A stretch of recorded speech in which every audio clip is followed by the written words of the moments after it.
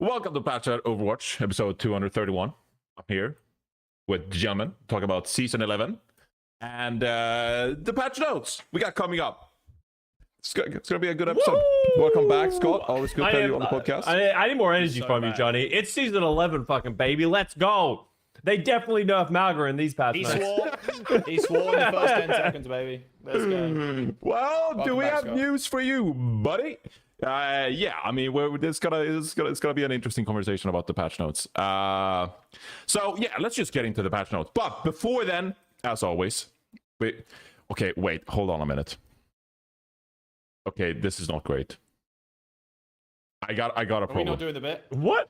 Wait. Are we not doing the am I not supposed to wear the shirt? Wait, are we still supposed to? we have a potential issue here.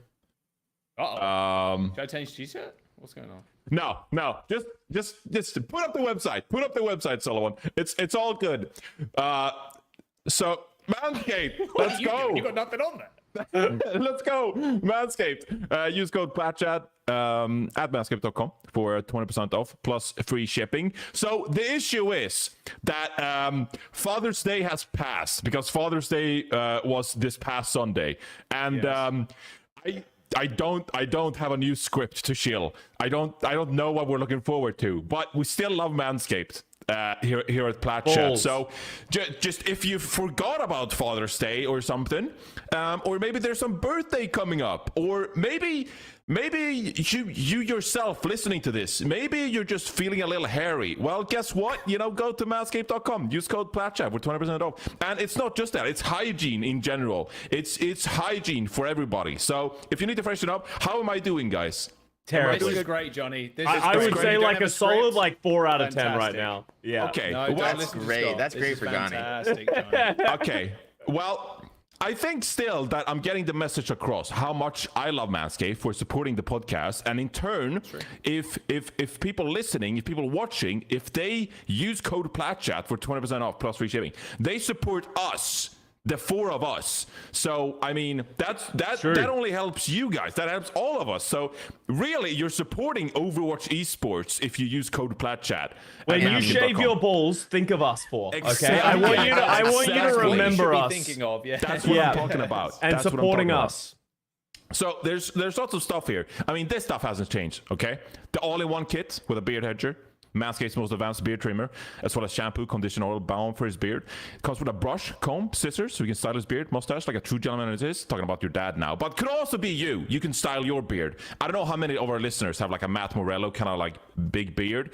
God knows, I can't grow a big beard. bushy beard. But if you do, then you can take care of it with Manscaped products. So there you go. They also got nail clippers, for example. If you got long nails, if you haven't taken care of your nails, go get some Manscaped nail clippers with code PLATCHAT for 20% off plus free shipping. So there you go. I tried to do a good job. This is really good, Johnny. Good job. Good job. I am passionate about Let's go, Manscaped, as Manscaped. you can probably tell. But We love balls. We there say you go. balls, sorry. We love also balls. We say balls. We say this- balls. We say balls, and we love balls. So Keep there you saving go. your balls. There we go. Yeah, I love I'm a saying little balls. sad because there's no wrecking ball changes. Because that would have been a good that would've bit. been the perfect segue. Yeah, that would have been a great segue. But there you go. Manscaped, thank you for supporting the podcast. And everyone in the audience, thank you for supporting us. Somehow. Yeah. I appreciate it. Use code PLATCHAT. Anyway, all right, let's jump into this Season 11 patch notes, and then we can talk about, all the cool stuff surrounding in Season 11. There's going to be some great collaborations announced, for example. They've teased already some collaborations with Transformers. I'm sure we got some takes. Jaws has some hot takes about the skins, so we'll talk about that later. But jumping into the patch notes, which I think we're all looking forward to.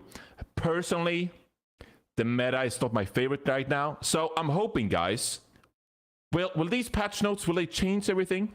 Will they God, change I hope anything so. in the ranked gameplay? Please. My ranked experience? No more Mauga. I don't think there's anything crazy significant in here. From just my quick gloss over the patch notes, I don't think there's anything in here that's gonna heavily change things up. Like the Roadhog nerf is nice, but I don't know. All of them it feels like they're trying to help a lot of struggling heroes just be a little bit better, right? And then a minor nerf to Kiriko here. Let's pull them up. Pull them up, Solomon. I have not read the patch notes. I was gonna react live. Live react. You guys Yeah. you guys are cheating. Well, I haven't gone totally in depth. So let's scroll down to the hero changes and let's. theme first? Are we just gonna do changes first? No, let's do the changes first. Let's do the changes because that's the meat and potatoes. That's why people tune into the podcast. They want the meat and potatoes first. And then, go down to the hero changes. So, kicking it off with tank, some diva changes. You got fusion cannons, weapon spread reduced from 3.75. Wait, look at the top, Johnny. Oh, knockdown time. When 2 charging abilities collide, reduced from 2 to 1.7 seconds. I don't even know what this means because there's a lot of counter pin abilities in the game. Brig Bash, Doom Punch, Rhine Pin, Maugas can charge into each other. Oh, I see. There's like certain abilities that have that, like you both mutual knockdown skills. Wait, that's a Rhine buff. Yeah, kind of. It's not really a buff or a nerf to any of these heroes because they only interact with each other, and there's always situations where you want to get knocked down or you don't. Like it just depends on the situation. So if anything, it's like a benefit to aggression because typically when this, like, what makes this the time you do this is that the enemy is in a bad position and then you want to counterpin them because you're with your whole team, so both of you getting stunned is good for you. Holy shit, Jake is so smart. Right? So, but which just, I mean, it's so moderate, but to be fair, I think it was a little egregious how long you were down when you got 100%. counterpinned. Like, if you were Doom and you're like fighting in the enemy team and you get counterpinned, like you are dead. You are 100% dead. And honestly, you're probably still 100% dead. Now you're like 95% dead, but it's not good that big for of a the player that's playing one of those characters. Because it's realistically, it's like a Doom buff, actually, I think. Doom buff is like the most, because that's the hero who actually is like deep in the enemy lines, who really does not want to be counterpinned, and who gets counterpinned if you're good at the game and you're countering him. Like Brig, you often want to counter bash the Doom Fist when he punches in. It's probably the least beneficial for the Brig, right? Because if you go down, you're probably gonna die anyway. Brig also like really wants to knock you down usually, right? If you're like usually diving into the Brig. Exactly. Like your Brig's just sitting in the back line. If she's knocking you down, you're probably way out of position. And even though she's squishy, you're just in the middle of the enemy team, most likely. But it's good. Just in line with this idea of reducing full stun. I love it. Losing hero control. Cool change. Yeah, not something I would have ever thought about, frankly, but it's cool. Yeah. There we go. Small little change. All right. So Diva, weapon spread reduced and boosters impact damage increase. Just a couple of changes here. People have been talking about the spread after the projectile, or not the projectile, the armor change, right? Yeah. So Diva was absolutely hot garbage after the armor change because her guns are so bad against armor. So this is just mitigating that. Although in the end, I'm not really convinced by these changes. Like, I'm like, well, you still suck against armor. I guess you're a little bit better at shooting at any target, right? Like at non-armored target. You're a little bit better at killing non-armored targets. That's not increased damage. Well, technically, weapon spread is increased damage, right? Right, basically. Yeah, because you're aiming, you have a tighter aim now. It's like a range buff. Realistically, it's probably not going to mean anything at all. The booster's impact damage increased by 10 is like, it's okay. I think it's significant for Diva killing squishies. Yeah, but still Diva kind of sucks, and I think she will suck for a little while. Yeah, I mean, Diva just gets owned by boops, right? But yeah, exactly. Like Brig and Lucio and stuff like that. All right, but she still will, but she'll be better against the heroes she's supposed to be good. Like Diva's supposed to be good against like Ana Zen or something where you're just like free farming them. But honestly, Diva just sucks so bad. Even those heroes kind of eat you up, at least in my view. So no Infinite Matrix, rest in peace, bro. Yeah, small little change here. Junkerqueen, Jagged Blade now pulls tanks further. Rampage. That's probably a good buff. That's really good because the Jagged Blade just doesn't pull tanks anymore. It just doesn't do anything. There's a lot of knockback reduction in this game now. Any kind of boop, any kind of movement, like you watch it on a hog or like any other tank, if you just counter strafe in the other direction, you move like an inch. Like it's ridiculous. At least she has some sort of effectiveness in the mirror and against other tanks now, because my god, that ability was used. It's like hit a squishy, but that's sometimes quite difficult from like, realistically you didn't want to pull the tank so much. It just depends. I mean, this is just like such a non-specific patch note. I have to see how this like actually works to know how much it matters.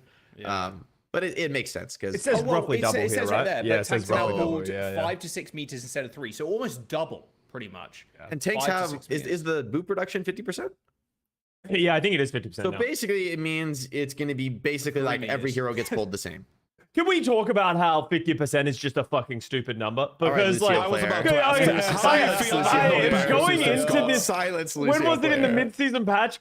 There's like a Roadhog asleep next to the edge, and I'm like, oh shit, Oh, here we yeah. go. And I like do the wall ride, like boop him. doesn't move. He just like goes like an inch and then stays there and then gets up and hooks me, and I'm like, well, fuck this game, I guess, right? Yeah. Like, Yeah, I yeah. saw that clip, bro.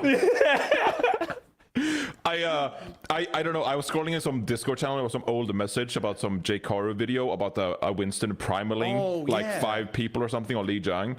And the caption was, pretty clickbaity, but it was like, you could never do this in Overwatch 2, which is kind of true, because it was a full primal with no CC, and they just boot people off the map, and it was like, this doesn't really happen anymore. Like, Yeah, no. no. I'm kind of okay with the change. I think tanks getting booped off the map, like the boop change, I mean, in general, like I think tanks getting booped off the map, it is too much of a swing. It is too easy to do, and certain tanks are like too vulnerable to it, where it's just like, oh, you could just never play these heroes on maps where getting booped off the high ground is a legitimate fear. You just can't play them because this one stupid thing, the Brig booping off the high ground, is gonna like, you literally are dead for 20 seconds because you got booped off the high ground. Like, not dead, but like, let's say you're doing like a long rotation, you get booped off, like Gibraltar or something, you get knocked off the high ground. It's like, it is Jover for you, and that's a little extreme for how good that is and how easy it is to do with some heroes. Yeah, like one-shotting the 500 HP guy is like, that's really strong, like that's really, really, really strong. So yeah, I mean, you could just boop everyone else too. It's also one of the most fun. Yeah, you could boop everyone else, but booping is fun. So That's true. if you're a Scott and you load into a boop map, you're like, this is my time. Yeah, if you load This is my into well, time. you're expecting. I just think Lucio is good enough. I think Yeah, I no, think the boop heroes that's in fair. general are plenty good without the boop being strong on tanks. That's how you know. It just feels like I want it to feel like it's doing something at some It's time. doing Like nothing if but this that screw Roadhog bit, decides he's gonna just peer and see what's off the edge, and I go and boop him, he feels like he should be punished for that. Yeah, maybe 50% is too much. But yeah. even, I mean, I don't know. I'm kind of, you basically have to accept that you cannot boop tanks off the map. Yeah. Unless it's like agreed. You basically shouldn't try. We can't. it's- Okay. it's But too then I risky get to hit try. by- Players have been crying for too long. We cannot give them we had to give them something. Please stop crying about that's this. true. Is, You're right, I you're think right, it's you're a right. reasonable thing Yeah, to give fine, tank players, fine. honestly. Thanks. Honestly. You're on 'Cause your tonight, position, not even going off the map, but your position is so important. Like being on Junkerqueen and you just get booped backwards like 3 feet is like, that could be the fight. That honestly is the fight against Junkerqueen. It's just boop her when she axes and she's done. But now that's like, okay, if you were right on top of somebody, you could get the axe on them, Like the tank, exactly where you're standing, forward, backward 2 feet is like a critical part of tank. And so, yeah, maybe having boops be that strong is like a little too much on those heroes. Where DPS, like, yeah, you can boop them back, and because it's not like their game is over because they got booped back, What about Lucio who gets hit by a Junkerqueen knife and I go up Mach speed towards the fucking Junkerqueen? I think sometimes it's better to go towards her than to try and run away for her in that go through her, situation. go through Yeah, her. you just go through it. and Yeah. then just wall right off Take the the speed next to that. That starts your wall ride. Exactly. Yeah. Actually, a good strat. I will say, Junkerqueen getting buffed as well. If you bring up the patch notes again, Solomon. Yeah, the Rampage with as well. Rampage. Yeah, startup time reduced by Nice, 0.75 to 0.5. It's pretty good because the amount of things that counter Junkerqueen ult now is insane. Like, it's ridiculous. Yeah, so, boop, like, a punch, you have a smaller window to something, yeah. sleep them, smaller window to Like hack pass them, nade. smaller Pass nade window was to cast egregious. nade You them. could just Yeah. stand in front of Yeah. Junkerqueen and just wait, and then when she ults, you nade Which her. we'll and get then to in a it's- second. That got Which we'll get to. Oh, did they change that? Oh, Yeah. Change that. They changed Which is that. really good Yep. because if they change that the way I think they're gonna change that, then that would have been ultra hard counter to like even better at a hard countering JQ. So I think it's Yeah. this ability is like ults that can be canceled before they have any effect are very rare, or this is like the long 75.75 got to be the longest windup in the game, other than maybe like Dragon Blade being pulled out, but that's you could do way. that far away, so it's not that bad. But JQ No, like commits it's the to her longest, ult for in sure. exactly one spot. Yeah, there's a lot to think about when using Rampage. So this is hopefully a little bit less things to think about as you're trying to get value from this ultimate, which is nice. Orisa, Javelin Spin, a cooldown reduced from 9 to 8 seconds. I need to 1 see. second. Scroll. Yeah, So it's most just of- it's kind of like a let's give her something. Stop. Like it's like giving her a lollipop, but it's not gonna save her. I mean, this Yeah. is a nice change though. This is like one of the most flexible abilities in the kit. Like this is your rollout skill, makes your rollout faster. This is your infinite damage mitigation skill, which is really valuable to like push into overwhelming poke damage to like close gaps on it. And it's also a pretty good killing skill. So I mean, Okay. it's a 1 second change. It's not that big, but Do you I think just she's well, still? honestly, Do you I think wanted to she's say still the it. worst tank in the roster? No, Diva's worse, right? I don't know. I mean, yeah, I think I'm it's willing. worse. I'm open to the possibility, especially if they nerf some of the stronger tanks. I that think I read somewhere that there's a Orisa's like the place worst for hero in the Orisa, game. right? It's Yeah, like I among think- the worst heroes. Yeah, I win think rate. she has the It's worst like- win rate in the game. Yeah. Yeah, Yeah. I mean they turbo nerfed her because she was like turbo broken. Yeah. So it's a natural place, but this is how it goes. You get turbo nerfed for a patch, and then we start little by little. No, you know? Yeah. I- And then I will in be 2 the one to years, say it. she's gonna be This is the overpowered again. problem. This is the problem with very minute changes like this: is we get the turbo nerf and then slowly but But surely. that's good, Jack. No, They but can't that's literally past that's not the problem. That's literally the OP. right way to No. do it. What else Yeah. would you do? Because Just, just Orisa's what's gonna unplayable happen? forever. What's gonna happen is that they're gonna forget they buff this, and then two patches down the line they're gonna giga buff her again. It's like, holy shit, how'd you get so fucking strong? Because like these small Well, incremental fucking if they changes, do a giga bro. buff, that would be a problem. Yeah. But small incremental changes, one after another, are not a problem because eventually people will be like, you know what? It's gonna snowball. Orisa gets a one. Like maybe I'll try Orisa. Like if enemy plays Doomfist or something, I would go Orisa, especially after this change. I'd be like, you know what? Hey, against a certain matchup where I just want this certain value of the tank, I'll go Orisa. You know, maybe against Roadhog, I'll be like, yeah, maybe Orisa could be sort of a possible option. You know, I don't like it on these heroes that make the game very unfun. Okay, well, I it's really don't 1 like it. second, Jack. Wait, I know you got PTSD, but it's 1 second. That we'll season was we'll talk about terrible. it in like Worst half a season year. of all time. Yeah. Like I'll wait for the giga buff. I'll be if there's a giga buff. I don't like huge positive buffs on heroes that are annoying, but little small ones, one after another. Orisa should have like a place, you know, like Yeah. Even Sure. the meme heroes should have a place, even if that place is like 10% playtime, 5% playtime. That might be perfect. But it's not 0. I think people are like crazy, like delete Brig. It's like you're actually just dumb.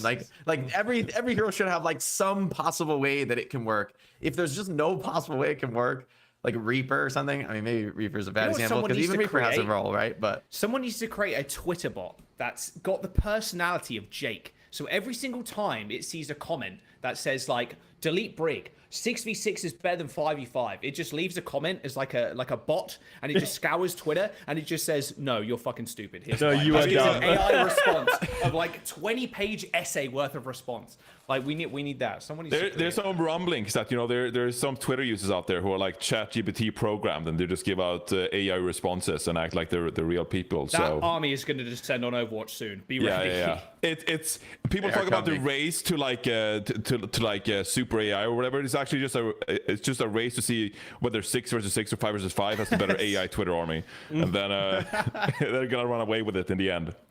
Escape velocity for the AI debate. Please, I've already had enough. It's just a 1 second change, Jack. I don't It's think not we that need bad. to. Okay, it's not that bad. I agree. We're Let's good. keep it We're going. good. You know, let's keep it going. Orisa's still we're dead. all right. Okay, I've All still right. got more fucking words to say on this fucking hero. Carry on. Roadhog developer comments. Roadhog's Let him already die. powerful survivability increased significantly with the headshot Even the damage Roadhog reduction has from the a tank roll place. passive. So these changes No, he are to doesn't. help bring that back in line. Base health reduced from 650 to 600, and take a breather damage reduction reduced from 50 to 40%. Right. they just nerfed. Cool. Yeah. He's nerfed, which is great, but they still haven't addressed the problem which they tried to address before, which was Roadhog one-shotting you.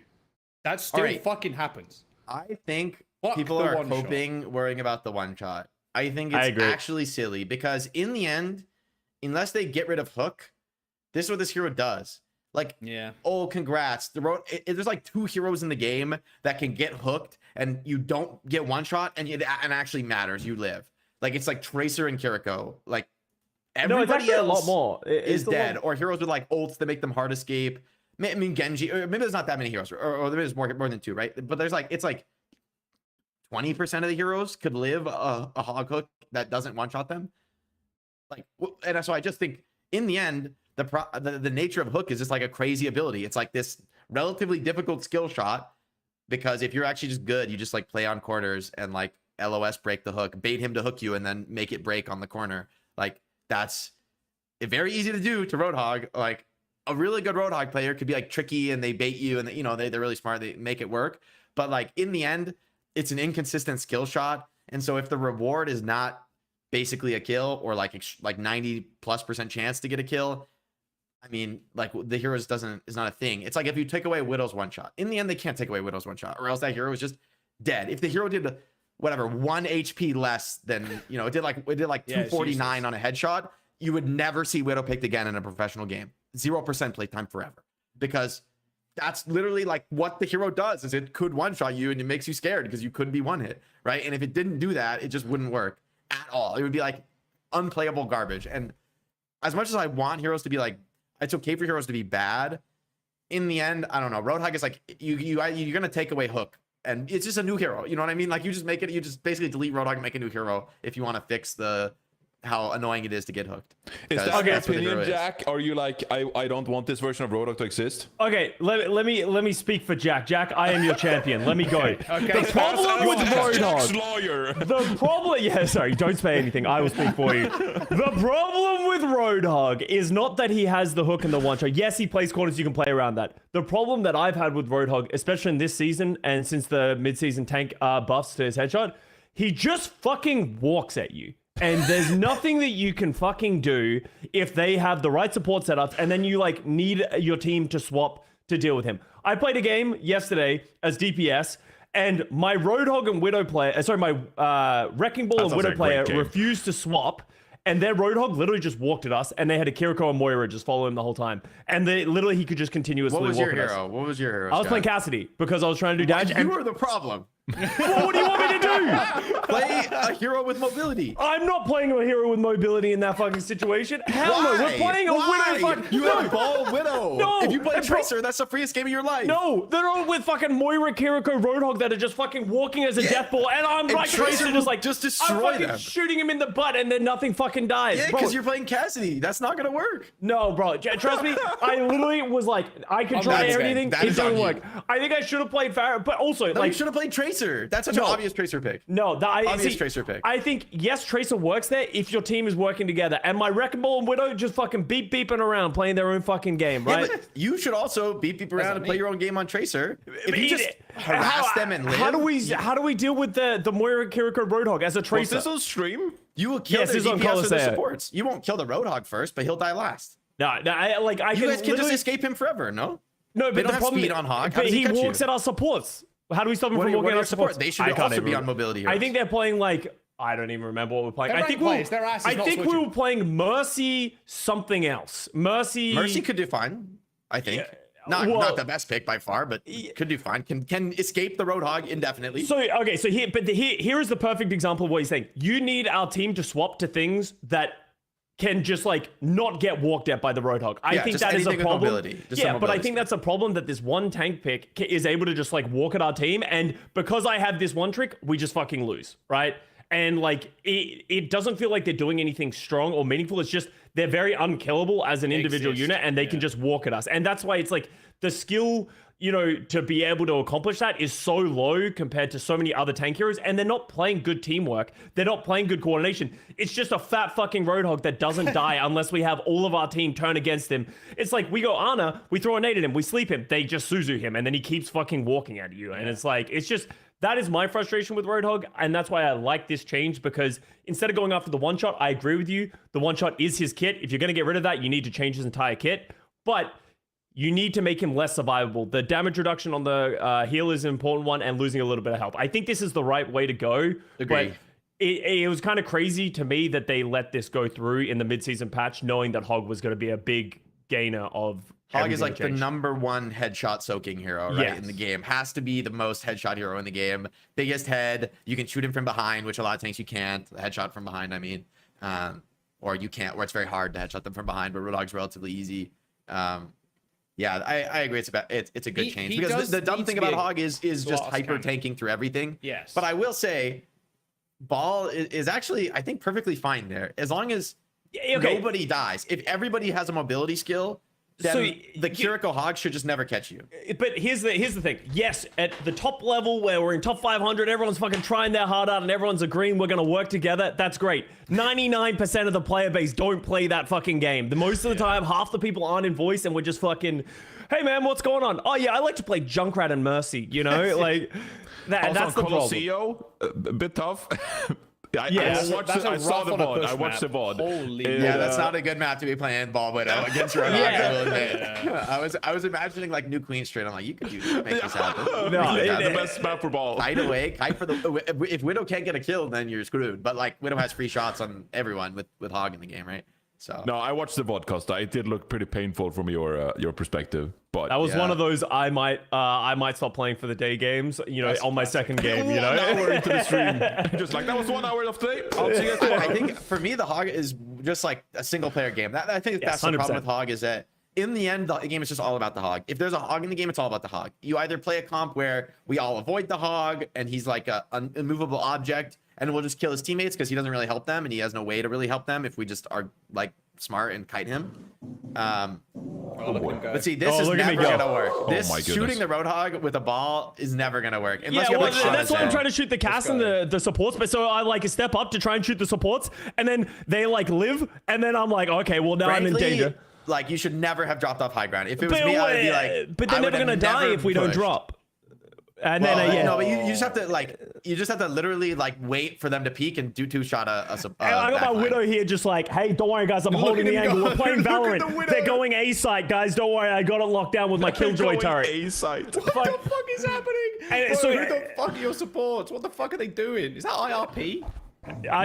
Was it up? No, I don't think. What do we got? What do we got here? That's Mercy Ana. Mercy Ana. I mean, all right, I will say Ana is like the biggest bait hero against Roadhog. I think Ana is like actively bad against Roadhog. If they have Kiriko, it's bad. Yes, 100%. Yeah, because they're just gonna go Kiriko if they don't have Kiriko. Like, fucking die! Fucking die! You got this! He died to the nano. The nano was enough. I feel like the way I like these nerfs though, because I think already, like since Kiriko existed, Ana used to be the hard counter to Hog, right? Because you just cast your skills on him and there's nothing. Both your skills are god tier against him, right? Even Nano is pretty good. You can Nano, somebody gets hooked and then they kill Hog. But now I think the current counter to Roadhog is the realistic counter is like overwhelming team damage. If everybody just does a million damage, the Hog will just run out of heals. Just keep shooting him. His heal does not last forever. You just keep shooting him and he will run out of gas and then he will die. And he'll never be able to play the game properly as if he's like half HP and you're pressuring him. If he throws a hook, he should just die like from half HP, just get headshot. Another big different change, like, and a big buff to him was the fucking take a breather thing too, where it wasn't just an ability, it was a meter. And that was a big problem for the Ana. Because he used to be able to cancel the breather and then he has nothing. Hit the nade, okay, he just doesn't breather anymore. And then he just gets unnaded and he just fucking vapes. And or he keeps breathing if he wants to, because he can just he can adjust the resist is worth it sometimes. Me personally, in like Overwatch, I just don't like the game when it revolves around like a single hero in the server. Like, and that is my main frustration about Hog. Like, sure, like his one shot maybe isn't that bad. He should be like a glass cannon where like he can go in and fucking hook and kill somebody. But the problem is, if he hooked, he stepped out of position, and he gets fucked up. Obviously, this is a very good change to stop him from being Zeus pretty much on the fucking battlefield. But when the game revolves around a certain hero, it doesn't make it fun for either the other players in the server are like okay, the enemy team who can't deal with your Hog, or like vice versa, you can't deal with their Hog. Like, it's just not how the game was designed at all. And like, we have transitioned into Overwatch 2, and it's just become that with Hog, unfortunately. I think Mauga is another good example of that too. It does revolve around Mauga, but to a lesser extent, because you're not standing there waiting to get fucking hooked and instantly killed. Like, I think it's okay for like death ball tanks though, for the game to revolve around them. Like Junkerqueen and Mauga, obviously the game is going to revolve around them, like just like the game's going to revolve around Lucio. They have a very different way. Yeah, like, exactly. But it's a game where it's like, oh, we're all going to group up. The revolving around Hog is like, he's playing a single player game, and I'm hoping he's good. If he's good and he gets some hook kills, then I'll do some crazy shit. It'll work. But in a way, you can argue this about other heroes too, to be fair. I will just make this last comment. Widow, fuck Widow. Widow hero. Widow as well. Yeah, I love playing Widow. Don't get me wrong, but like, holy shit, can the game just revolve around that hero sometimes? And like, I do not think she should be changed as she is currently. Does take a lot more skill than Hog, like 100%. But like, it can boil down to, well, our Widow is very good. Their Widow is very bad. So it's we only win. really dumb at the But- highest level where the skill is too high and you like and take it over also the game. relies on certain maps and stuff too. With Hog, a little less so. He's more egregious in that regard because you can play him on a lot of maps. Going to Overwatch 2 maps, we have a lot more cover in between like points and like corners and shit like that. So like Hog, more egregious in that regard. Good change though. Okay, but now we can move on. Yeah, I feel like the Widow problem is easier to adapt and probably deal with. Like you said, Yes, it's map than a Hog, dependent, yes. but even on maps where like Widow is like really good, you know, it's easier to adapt to a Widow than it is a Roadhog, I feel like. So You also need your team to make swaps against Widow. Yeah. That's the problem Yeah. with Widow. Same as Roadhog. Like I think Roadhog's not a problem if your team is willing to swap. Like if you just all 100%. swap the damage heroes, and just poke him, 99.9% he of will the player die. base don't do you give a shit think about. do you think hypothetically it's easier for the average player, I'm not talking top 500 here, for the average player to understand how to play around a Widow than to play around a Roadhog? Probably yeah. Yes, because Widow is like very obvious. Just get to her and kill her, right? Like Yeah, sure. Run at her, kill her. She is a sniper. She will shoot with her rifle, but like way back in the back line. And like big sight line equal Widow good. And with Hog, it's different because the Hog has so much like, okay, you can't really play far back as the Hog, but because you're playing so close, there's not really an option to kind of like, bad players are going to be standing all the way at the back, no one to get fucking hooked. But then you can't do anything. he can play You have to close take off or angles. mid range, There- I would say, on Hog. You Sure, can kind yeah. of be on the, you can lurk, you could be right in the front, you know, you could play a corner. You kind of have actually a lot of things you could do on Hog in terms of like different play styles. There's Because a lot more it's play styles, and the concepts of like dealing with the Widowmaker are a lot easier compared to the concepts of dealing with a Hog. Like off angling, obviously picking certain fucking heroes, but like taking different angles of approach that you can just shoot the Hog and like understanding ability cooldowns. Widow less so because it's like she has a long sight line, she's gonna fucking kill you. She is a sniper. And you get close, she fucking dies probably. Like yeah, you could sneak Yeah. up on her and solo kill her. Exactly, yeah. As an So individual. You're All right. that's just on my any gripe with roll, it. pretty much. Moving on. To Here we go, baby. Here we go. no, sorry. We're jumping ahead of ourselves. What do you mean? Wait, what? We're going into Cassidy Cassidy? next. No, well, how about because we're talking about tanks, how about we talk about the fact that Mauga does not receive a single patch note? Yeah. Just a general vibe check.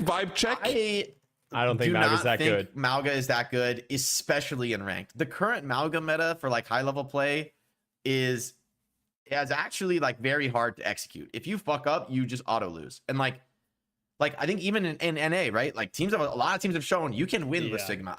I'm of the opinion that if you are the best teams in the world, like Falcons and Crazy Raccoon, you cannot win with Sigma against them because they're too clean. They don't take any, they like so clean, take no poke on the entry, perfect rotation, immediately go at like the minute they turn the corner, they are immediately going and their dive is going to be so fast and aggressive. They will kill you before you can kill them. But if you make any mistake anywhere in that process, you will just die to poke and like get farmed. You know what I mean? Like if you don't instant burst them with like Genji Venture, Sig will just eat you up. Or like a lot of heroes will just eat you up. Maybe Sig is like by far the best, and so you kind of need Sig to counter him. But even I think Ryan is not such a bad matchup against Mauga. You could pin him, you can shield, and he doesn't lifesteal. So I don't know. For me, I'm not super convinced Mauga is like that broken. In ranked and like the general game, yeah. Yeah. But like in pro play, holy fuck, it's boring. Like, it's boring and it's also very confusing for the viewer. And again, this is where Yeah, it's hard to the see. podcast is split in half completely. Where like the game exists and like we can talk about ranked, but then pro play also exists, which is a lot of like our experience and like you know jobs, etc. And like because Well, in let's pro see, play, because what if there's notes for the other important heroes for the Mauga comp? 'Cause Sure, if yeah, you nerf 'cause- certain heroes, that comp would not work. because the Mauga right now, the Mauga iteration for the people that have not that have not watched any OWCS or like the EWC qualifiers or anything like that, that shit is just fucking 4 Maugas on the field, duping them, fucking quad cages, like it is just. There was some egregious echo awful to copies view. with like 2 other Maugas and there's cages going on. There was some egregious was cases of that, bad. but that was a few maps. Even I, that probably the most Mauga hater on the podcast, I'll admit that was even a few maps where that happened. But yeah, I I just the thing is we came from Dallas where like so many things were played and like different bits and pieces. Oh, this tank, this kind of comp, we dive, if fucking Roadhog from jumping shit like that. It was really fun. And then it's like straight rolling into Mauga. It was like, fuck man, this kills me. It just kills me. And I'm just getting a bit of that aftershock, I think. But for like ranked play, I do agree with Jake. I think for the majority of the time, like you can really just play any tank you want. Like there's not really I would say there's certain tanks you don't want to play, but like sure, but don't like be playing Roadhog into Mauga. Yeah, but you're not gonna have a good time. Yeah, you can get away with a lot more in like ranked play, even like top 500, etc. Like it's pretty easy to get away with random shit if your team's just good enough, or like you're good enough at the hero. Like that's very reasonable. Yeah, so like I'm not too surprised to see him not in the patch notes, but I'm hoping that at least with this patch we see a little bit more change for EWC, etc. I feel like the damage resist to allies is a little too good. They should nerf the resist on allies. I don't mind Mauga having strong resist when he shouts because he kind of needs it. But he's got a big booty, and you know it's kind of you get kind of bursted down if you don't have that resist. But giving that powerful damage resist to Genji and Venture is a little crazy. Or Pharah, that's a little crazy. The Bar Barrage combo is a little wild. How would you feel about tuning up the lifesteal that it provides and taking away the DR, Jake? And so it requires take away the DR completely on allies. Yeah, well, it's like I guess you can lower it if you want. I like it just like if you want to nerf. DR, I just think it should be lower. I think the DR is like really frustrating to play into. Like how many times is like, as you said, Genji's pulling blade and he like literally feels unkillable because he has the lifesteal and he has the DR, right? I'm pretty sure in that. Yeah. So it's like you're hitting multiple players, you're not gonna die. Like, it's kind of like an unwinnable fight, and that's just a thing that's on a cooldown. So like I don't know. I think that's really the cardiac overdrive is the thing that makes it really strong in pro play. So I think if that's what you're trying to hit, because I don't think he's that good in ranked. I think there are counters. But if you want to like focus that, I think that's where you'd want to. Yeah, I think the ally shout buff, like the shout could be a little worse. Like Junkerqueen shout is much better on her than it is on her allies. It's like the same thing they realized 100%. With JQ. That like, okay, if you give all your allies this thing, it's a little too much. But if the allies get a weak version of it, it can be okay. Yeah. Okay. Here's a small like take for you. Damage resistance in general should be used very sparingly, because this game is so much about like understanding how much damage you can actually do and like almost memorizing that in your head, like how many shots it is to kill, like Arno, like triple shotting people, like shit like that. That damage resistance, especially kind of a team-wide thing, I think just fucks with the game in a weird, like in an almost psychological way, where it's like, I don't know how many shots it fucking takes to kill. Like I cannot judge how much damage I'm doing because the damage resistance is hitting thresholds where like is it 5 shots, is it 6 shots, do I have to headshot them twice and then body shot them? Like I just don't think damage resistance as like a mechanic is fun to play into. Yeah, it's not as good as mitigation. I actually talked about this on stream yesterday. If you look at all the worst offenders of tank heroes that we think of in the history of time, damage reduction is usually a core concept for those heroes, because it just feels what happens is the damage reduction. So mitigation with like shields and stuff like that, those are breakable things that are built on cooldowns, but damage reduction drastically makes healing better. So you've seen like all the issues we have is when you have high damage reduction heroes paired with high healing heroes, and it just makes that hero unkillable. And that's where we are with Orisa recently, Roadhog as of late, and Mauga, right? That's what all three of those things have really abused, is the fact that they just reduce the amount of damage they take that makes them unkillable because of the support that they get from that as well. Yeah. Multiplicative scalers, I feel like, are always the most likely. True. Like in every, I mean, that's when I was playing pro. It was like I was always looking for the multiplicative scalers, right? Anything that's multiplicative, I want to use. Like Lucio Aura is multiplicative. It hits all your teammates if you're all in it. So you can do something really crazy when you give this buff that's pretty okay on 2 people, is like really crazy on your whole team. Every time your whole team. What if we make a comp where we're always going to hit it on 5 people? And what can we do with that, right? Like, so those things are dangerous, and shields are not. Shields are just additive. It's like this shield has 1,000 HP. You know, that's a lot of HP, but like you can do a lot of damage. And you know, multiplicative scalers are crazy. You're like, okay, what if we have this multiplicative damage resist, this multiplicative healing skill, and you know, and then like we like on-nade you, and we Lucio Aura amp the whole team, and we cardiac overdrive all of us. And it's like, okay, now we're getting into some wild territory.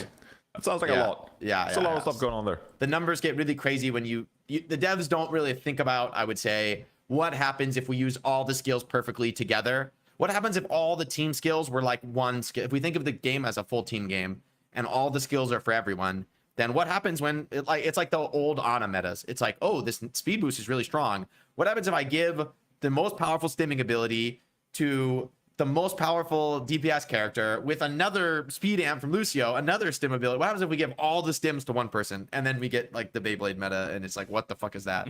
Right? Because the devs don't think about, what if we did this every single time we have Nano? We give you 5 stims on the same guy and you just turbo kill the whole lobby, right? I think that's always a danger for pro play. Maybe I'm a little biased. I think that's the issue, is just they don't balance for the top end, right? Like that's why they don't do that, because it's like, yes, if you balance for that, like the hero becomes then no one useless can have in multiplicative casual. scalers, right? It's Like, You hear that Battle.net forums? They don't balance for the top end. They do not they balance for the definitely top end. R/Overwatch. They do not balance for the top end. Please. Okay. I'm gonna move things along because we have quite a few heroes to go through still, and this is the big one. Like you already hinted at, it's Cassidy. I'm just gonna read through the changes, and you can give your opinion. So, Peacekeeper, secondary fire, fan the hammer, damage reduced from 50 to 45. Combat roll, damage reduction reduced from Insane 75 to change. 50%. Flashbang, magnetic grenade ability is now flashbang, hinders enemies instead of stunning them for 1.2 seconds. Movement speed reduction increased from 30 to 50%. Hinder now prevents crouching movement. 45 explosive damage, 12-second cooldown. Deadeye movement speed penalty now scales down over time from 70 to 35%, so you move faster the longer you channel Deadeye. Damage reduction now scales down over time from 40 to 0%, so the longer it goes, that's such a big nerf. That's such a massive nerf. Yeah. Oh, there you go. Let's start with the magnetic good and nerf, I think. flashbang. This hero, this might be too much, man. Is this hero even playable anymore?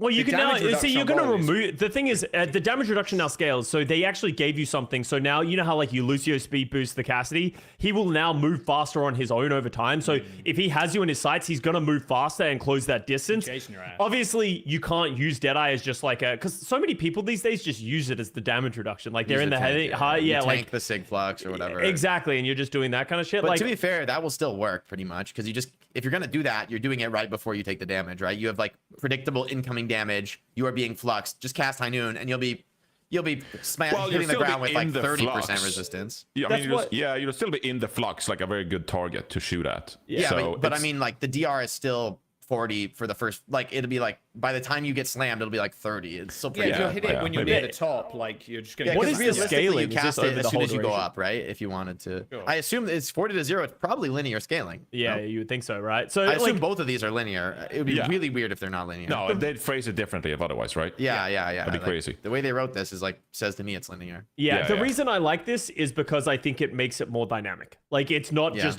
this is what it does and you sit here. Now it's like you can use it last second for the DR. You can use it to move and It's like a try little and push scary people to into be it. full channeled, because now you can get one hit as You the can full get- channel. yeah. Which is good. Right? I Which think is good now, Yeah. because that shit was so bullshit before. Where like, again, this comes back to the damage reduction point. Like that motherfucker just doesn't die.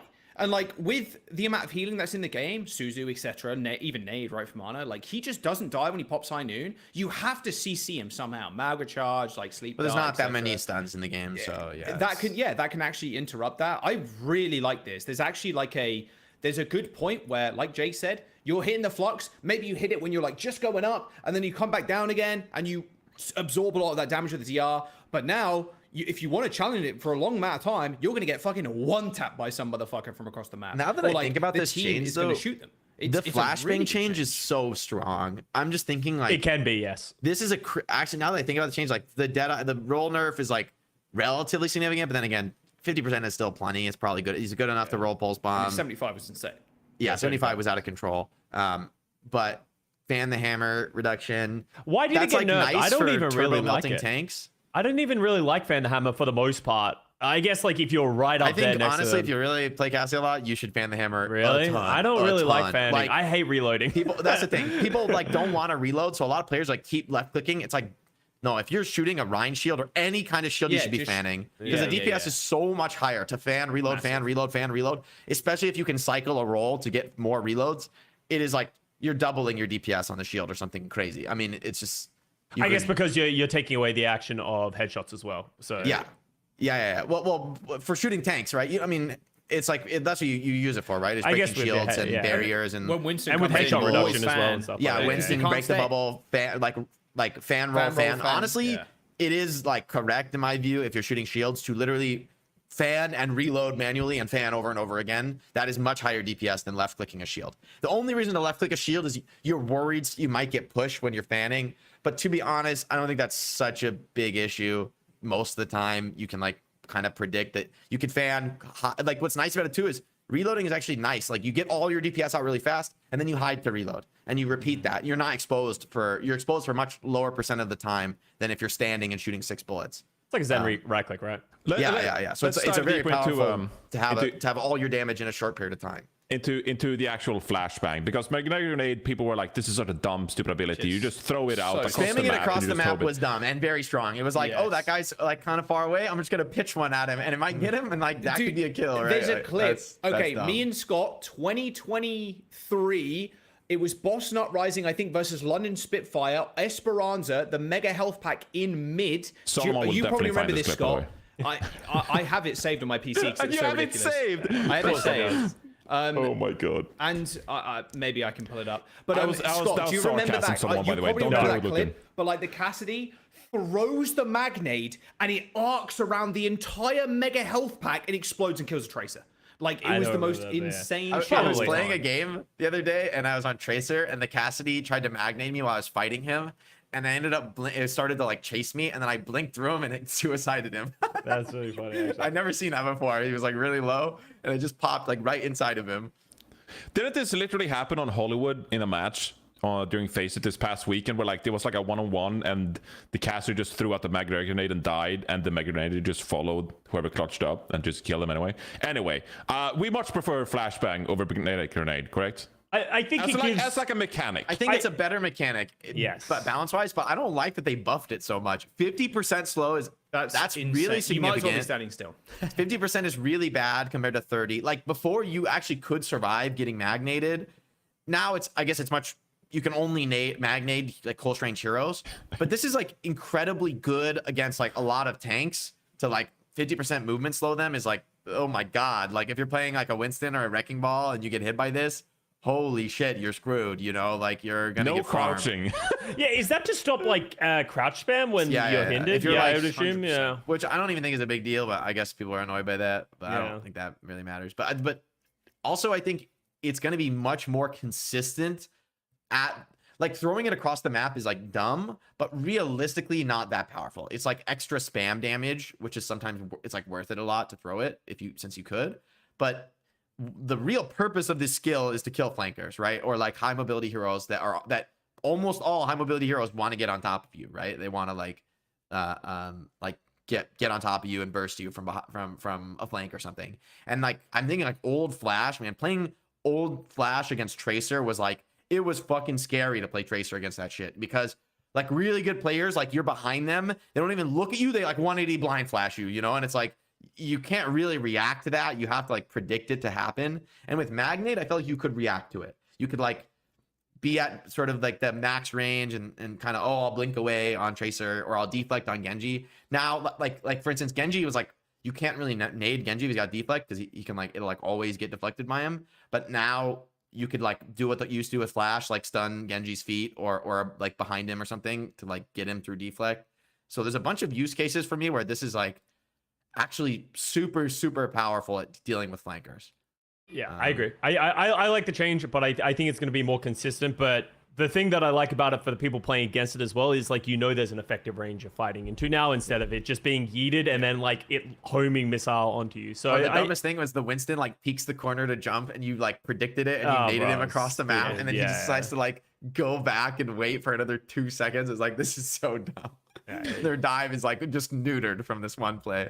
Okay, I want to keep things moving here, but I want to actually, for the moment, just jump ahead a little bit, and I want to jump ahead to Sojourn, so we can have a little bit of a hit scan discussion as well, because Cassidy, Sojourn are, you know, usually the two most played. I think Cassidy's way better than Sojourn on Press Patch, so maybe this brings them back. 100%. Yeah. No. I'll go through the changes. I'll go through the changes for audio listeners not a hit scan patch, guys. Railgun, secondary fire damage scaling reduced from 30 to 130 damage down to 1 through 100 damage. Secondary fire projectile no longer requires overclock to pierce enemy players. Primary fire shots per second increased from 14 to 16, and overclock energy charge rate increased from 100 to 120 per second. So you charge the overclock slower.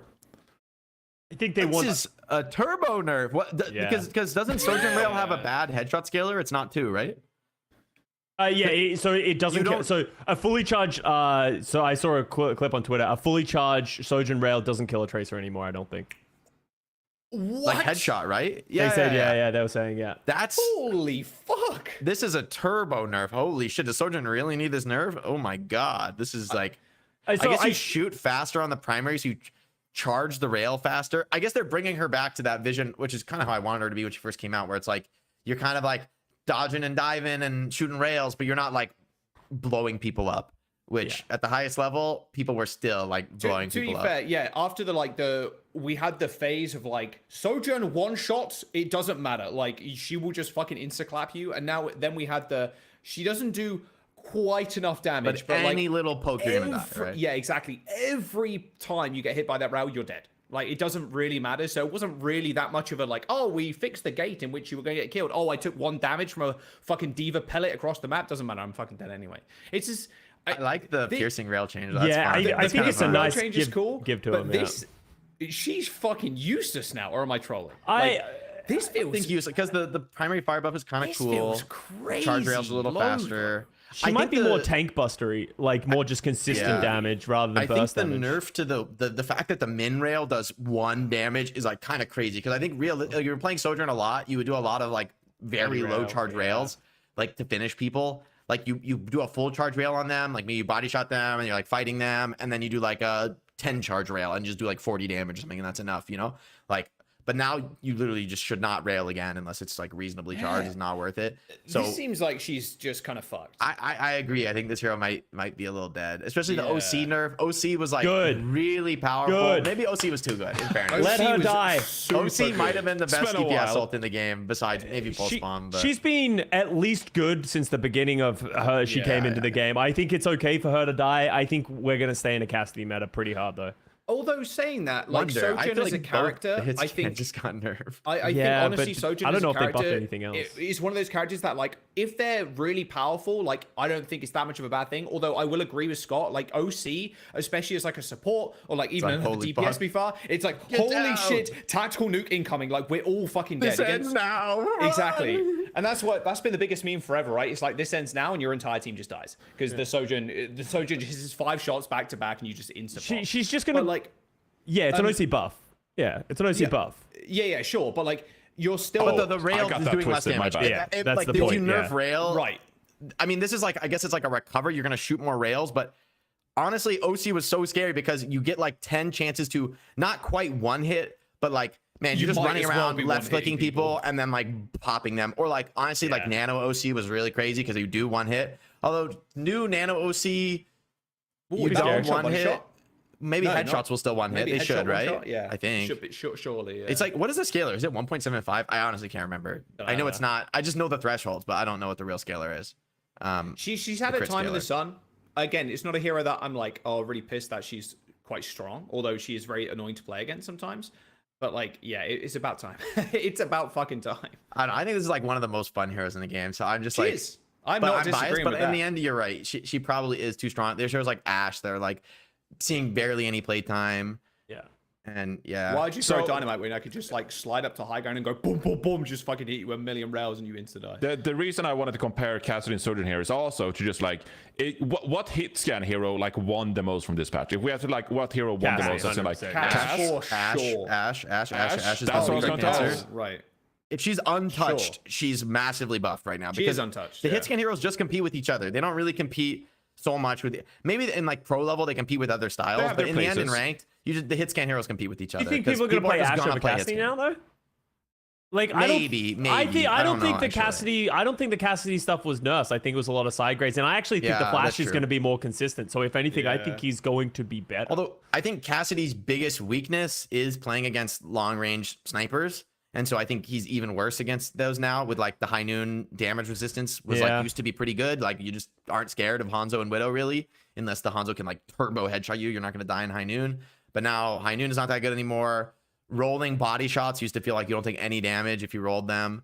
And then not being able to long range nade is like, honestly, I would do that a lot to snipers. Like I'm like dueling them and I throw a long range nade at them and like they have to go hide because the nade is coming and like you have to unscope and run away or else you're gonna get stuck. And if I hit you like 2 times, you'd be dead if the nade sticks you, right? I think it was interesting because this past weekend in Face It, we've probably seen the most Ashe we've done in quite a while, especially because there's more teams playing Sigma. Just fits better in that matchup. So it'll be interesting to see what hit scan here we see. How much more Ashe was of. played? I didn't watch the. People played a lot, not a lot, but like there not a was lot, some, but a decent amount of A Ashe decent Sigma. amount, The comp I think like M80 was running to beat Mauga was Sigma Ashe Farah with like Vap Lucio. So just it a was lot like of spam, Omega like high damage, or maybe they were playing Yeah. Kiriko. I think they played both. It was mostly like hit scan players that you know are really comfortable on Ashe. That like to prefer Ashe, they'd bring it out sometimes. Tree's if you're really playing good at that. Sigma. Tree was playing it a bunch. Tree, And Vision is another it's one more for like a Luminosity. Mauga tech counter. Genji Mauga are all like the Genji hates getting dynamited and can't do much about it. And Okay, let's scroll back up here a little bit and get to the other non-hit scan heroes. Or so start off with Reaper Mei. buff. Wait, is this it, or is there there's one a Mei more? above. There's a Mei above as well. Secondary fire based projectile size reduced from fucking Mei buffs, 0.15 baby. to 0.12 meters. Secondary fire damage increased from 75 to 85. Well, they so a small removed buff so to secondary fire. it's So it's smaller harder but to does hit, more but damage. it's better. That's a big buff, right? Because this is 170 headshot then. yeah, 170 headshots, not bad. I mean, in the end with Mei, a lot of it, like body shotting is you just like spam. You're like a spamming sniper hero. I guess the projectile Headshot nerf, body it's shot hard to kill say. to 250 HP headshot body shot. So that's actually a pretty big breakpoint that she's gonna go. Yeah, through. yeah, that would be right. Yeah. Which so you can 2-shot combo people now You pretty can 2-shot consistently. people, Before yeah. you were add to double headshot. I love playing Mei, so this will be fun. I mean, this is like cool, like increase the skill ceiling of the hero, but reduce the floor. She sucked for a long time. I think she needed buffs. So Yeah, I also, like that's also the meta. Lucio Kiriko is like the hard counter support comp for Mei, and that was like pretty hard meta, like pretty commonly picked. So I like the direction they're going here as well. They're like, we're gonna make it harder to hit, but it'll do more damage. So it's like it's obviously a buff, but it's like, hey, we're gonna add a caveat here that it's like you're gonna need to aim No, just better. increasing the skill, right? Yeah, which is good. Okay. Moving on to Reaper, I'm going to read a developer comment here as well. With the previous patch change to how armor reduces damage, shotgun weapon heroes like Reaper lost some value since much of their game plan revolved around pressuring large tank heroes. To help shift Reaper towards being more effective against smaller targets, we're tightening the weapon spread on the Hellfire shotguns and reducing the amount of time enemies have to react to Shadow Step teleport. So they reduced the cast time on Shadow Step from 1.5 to 1.2 seconds, and a slight weapon spread reduction as well. It's interesting He's still how. Reaper. Yeah, it's interesting what they're talking about there because they're like, with the previous patch change, he's worse against armor. So we're buffing him against not armor. We're buffing him against other things. So it's like, yes, he's still going to be good against tank busting-ish, but we're trying to make him better against weaker targets, like smaller targets. So I think it's an interesting one. So he's more built to assassinate the backline and be frustrating for the backline to deal with, which I don't hate. And Shadow Step sort of incentivizes that as well because you can get in / out. I think it's a good faster. change. I think that's the interesting thing about Reaper. Like, if you're like standing with your tank, getting a million resource and WM1ing people, this is like the dumbest hero in the game, but it can be strong in the right comp when you're just like turbo inting on people with a tank supporting you. But shadow stepping behind people and like surprising them and like getting out with Wraith, I think that is like what makes the hero actually an interesting, fun hero to have in the game. So I like this buff. It's like, I think the shadow step, if you watch like the good Reaper players play, they do a ton of like tricky TPs. And so I think this will buff the like high skill Reapers, and it doesn't really change that much for like a low skill player. Yeah. The best Reapers wait for the fight to start and then they 2-shot one of your backliners. Yeah. They try to like snowball. Yeah. Okay, and one last damage hero got a buff, and this is I Okay, feel Sim pretty needs a buff. strongly Sim about is it. dog So water. to help solidify Symmetra as a close range threat, we're increasing her health to better survive in that range, along with how quickly her primary buffs. fire beam damage ramps up. So base Those health are big increased from scary. 100 to 125, total health increased from 250 to 275, and photon projector primary fire charge rate increased 25%. This sounds like a lot, guys. Am I overreacting? Feels like a lot. No, Yeah, that feels like a lot. I'm not super sold on this because Although, to be fair, 25% Cassidy is not and that much for the Hitscan charge rate. kind of roll. But okay, hear me out.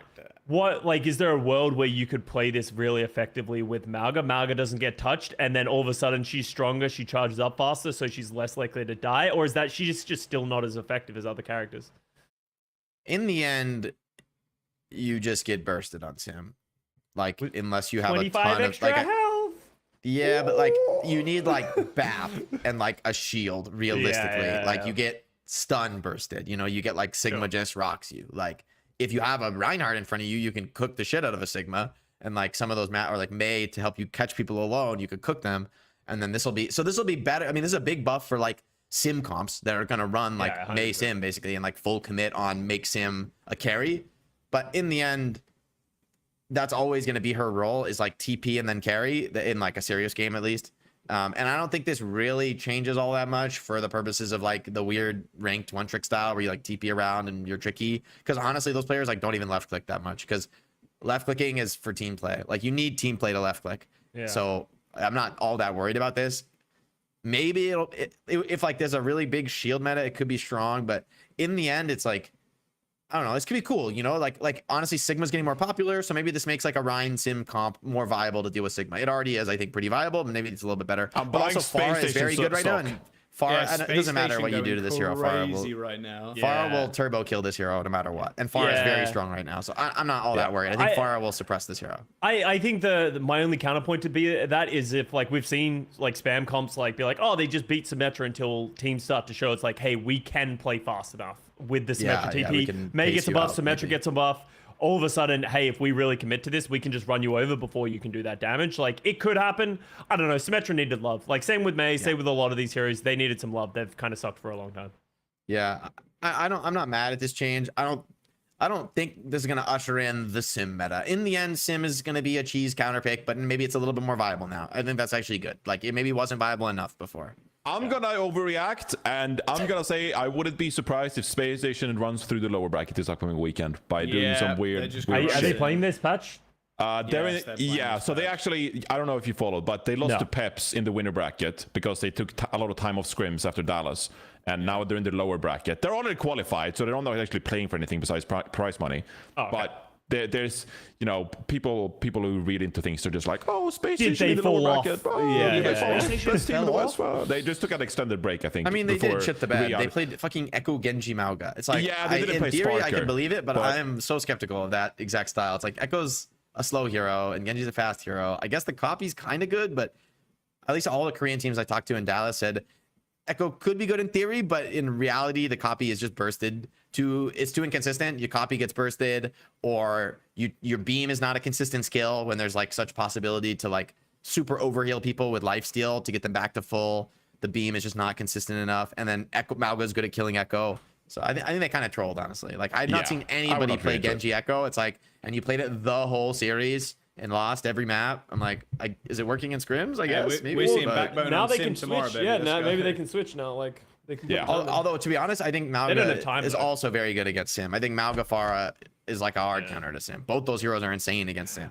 I also like they have like what 1 day to practice. Like that can be that's a pretty big gamble. But I mean, they don't need fucking practice to play the Sim comp. I will say it's not a practice. You can have an excuse to their space. They played Sim on every fucking map in the game, other than like the new map. But I don't think that's in the pool. Yeah. Okay, so that's the damage. Hero changes. Pharah untouched, which I saw a few people on Reddit. They were like, let Pharah have her fucking time in the sun, all right? This year is in the doldrums. All right, moving on to Jack's hero. It's Illari. Is it buff? Comments. Illari's healing pylon is intended to be useful for healing her team in relatively safe positions without much focus required, which enables her to apply pressure with her primary fire to spot healing bursts for her more limited secondary fire healing beam. To encourage this, it now has improved health and healing output, but it's less effective someone else, Jack. when Illari uses it to heal herself. Can I talk? No! Outburst. Damage increased from 10 to 25. Healing pylon. Healing per projectile increased from 30 to 40. Pylon healing is now only half as effective when targeting Illari. Max health increased from 100 to 125 on the healing pylon. Yeah, so this is good because they're trying to get Illari to put her pylon in more of a spot where it can heal the team and not, hey, I'm going to play Illari. No, I'm actually not going to play Illari. I'm going to play a DPS hero, but I can heal myself. So I'm just going to play like DPS. I'm going to do 8k DPS. I'm going to do 3k healing as I heal myself from the fucking off angle. How about you fucking do something and heal someone else, buddy? It is, okay, so what's funny is that's actually only a 10 HP nerf, right? 10 healing per projectile nerf for her because they increased it, but then they decreased it. So, like, it's not But that's 50% heal nerf when it's pocketing her. Yeah, so, well, they increased it Or they decreased it 1/3, I technically guess, by nerf. Yeah, it's 33% nerf. a 33% nerf for her technically compared to last patch because they increased it and then it's decreased for Which her. I'm gonna keep it a buck with you. The skill is way better when it's healing Illari than when it's healing your team. Like, Yes. that's Well, yeah, what makes the 100%. hero good. Is that you are like Off-angling- aggressively off angling and you're really hard to deal with because you And have a that's pylon. the funniest way to play the character is aggressively off angling, put your pylon in a fucked spot so they can't shoot it, and then you just shoot in the enemy team. I do think this that fucking HP guy. buff That on the is- pylon is a pretty big buff. It is Yeah, nice. that's pretty I'm nice. surprised they actually changed that because her pylon, if you just shoot it once, that shit is kind of fucking useless. Because like, my god, you destroy it, it's back on the cooldown. It's really frustrating to like get that back up. Like that's the biggest Yeah, way you're you really just weak fuck when the you lose your Illari. pylon for a long time. Exactly, yeah. And like, if someone's focusing it down, you're like, I can't destroy it because it's going to go on giant cooldown. And like, you have to kind of protect it, but it's like super hard to do so. One thing I did want to see changed was like her ult though. Genuinely, like Why? that thing That's great. moves at the speed of a snail that's had like 3 Oh my god, you milligrams cannot of be complaining melatonin. about Ilario, bro. It gives you server admin You fight. get- You don't yeah, even need the ult to do anything. You just You fly also away. get It's it so far. Like literally, you can miss it and you can be You like, get oh it fuck, I don't again. care. You get it again It's in like 2 a seconds. pulse bro. Yeah, The just It's so fucking good. use It's the so good. I actually shields think it's that like a pulse one. eats- You use it on one person 100% of the Yeah, time. you solo 100%. kill people with it. Yeah. It's so good. It's something you Speed can that realistically ult up. dodge it unless you're on Tracer. Yeah. What hero Speed the dodges ult that up. shit? Only like super fast movement skills can dodge it. The reactively. amount And of if shit Kiriko that gets negates nerfed, that ability it's is way better as fucking well. That's true. crazy. Jericho's like the only proper counter. Yeah. Kiriko, which is perma played right now, any kind of shield, any kind of E or any shit like that. I'm just saying that ult, it's just a little bit of speed. Just It's a cool. Honestly, though, little I think bit this of hero, speed. this is like a really big buff for like serious teams playing Illari, like a poke comp with Illari, because which is you- cool because then you're actually gonna heal your fucking team with the pylon. There's It's pretty there's good. a lot more Illari that I've seen in like ranked and stuff recently over the good. last like few months because like I think it's a lot to do with how fun the character is, but also it's very good if you kind of just want to play solo and just like off angle. And a lot of the time, especially at high ranks, you can just do that with your Tracer. We see it all the time in like OWCS right now with like Cal and whatnot kind of picking it up, and then all you do in like mid-town is just hard off angle, and then just your entire team pushes through, and then you're just sitting on the side of the Tracer and just headshotting people. You just have Also, so much damage as well. you do so much damage too. Yeah, her damage output is insane. And I'm happy they In the didn't touch end, that. I'm not convinced this really changes anything. Now that I think about this, like it doesn't really change anything. Not like a You crazy probably amount. still aren't gonna just like shoot the Illari to death while she's getting 20 heals per second. It's still like Yeah. good enough that you probably are always gonna be breaking the pylon. I guess the HP on the pylon is kind of nice, but a lot of heroes overkill the pylon. Like if I'm Echo, I'm just full sticking it because I don't care. Yeah. Just get rid of it, and it's still gonna kill it. So I think this change actually, like, I think this hero has a weird spot because I actually think this change is for the more casual audience because I think Yeah, this hero probably 100%. sucks at lower ranks, but I think this will be really good for people where they can put their pylons in probably more exposed spaces than you can put it at high ranks and it'll do more effective healing. Yeah. So I think this hero actually will get dramatically better towards lower ranks while actually not affecting the high ranks. And I think that's probably what they're trying to accomplish here because yeah, in the end, it's an aim sure. skill hero too, so Yeah. it's probably already not that good at low ranks. Like it's probably way worse than like Moira and just heal the shit out of everybody is like probably really fucking good in gold. Especially like down there as well. Like a lot of the time, your pylon is like you don't really have control over who the fuck it's targeting, and like your beam, you have so little charge in your beam, like it's kind of insane. You have to use that so sparingly. So I can imagine like the healing up time for the character at low ranks is probably considerably lower compared to like any other support, and like like the high ranks too. Like I think it's a decent change. Like the outburst is kind of interesting actually because it does do damage. It does 10 damage. It's nice against 25 is Tracer and actually Genji, but really nice. Yeah, if you headshot melee or like and then outburst, like they're pretty much dead. And or like a little bit follow up as well. Like I really like the damage increase from outburst. It's really cool because before it was like a joke amount of damage. Obviously, yeah, it's like being a 10, tens are but, relevant, just right? stop your 25 regen is what it does. is Like quite considerable compared to like what it did before. Like I'm curious. I'll probably play a little bit today and see how it feels. how but- much, it's does a, pretty head, small, how much but- does a headshot do? Can you headshot shift melee now? Kill a Tracer? No.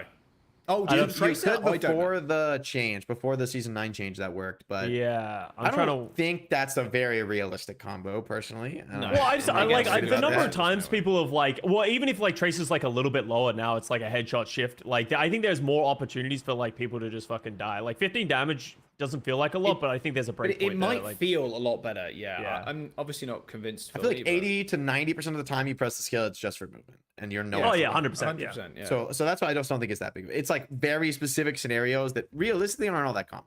But like, I think a hero that sort of had that happen recently, where like it got increased to like a very significant amount, was the Pharah boop. Like, how much does that do on an impact? Is it like 40 or 60 now, or is it more than that? I can't remember. Yeah, but that's It's a a skill decent you can amount. shoot at people across the map. Like, that's Yeah, a but if big- you're using outburst, it's generally because people are pretty close to you, right? Like, you're very rarely using it to just like run away, because like if someone's, especially hit scans, like you're not trying to like do that too much. So it's like, I don't know. Like I think it's nice. It's a nice to have.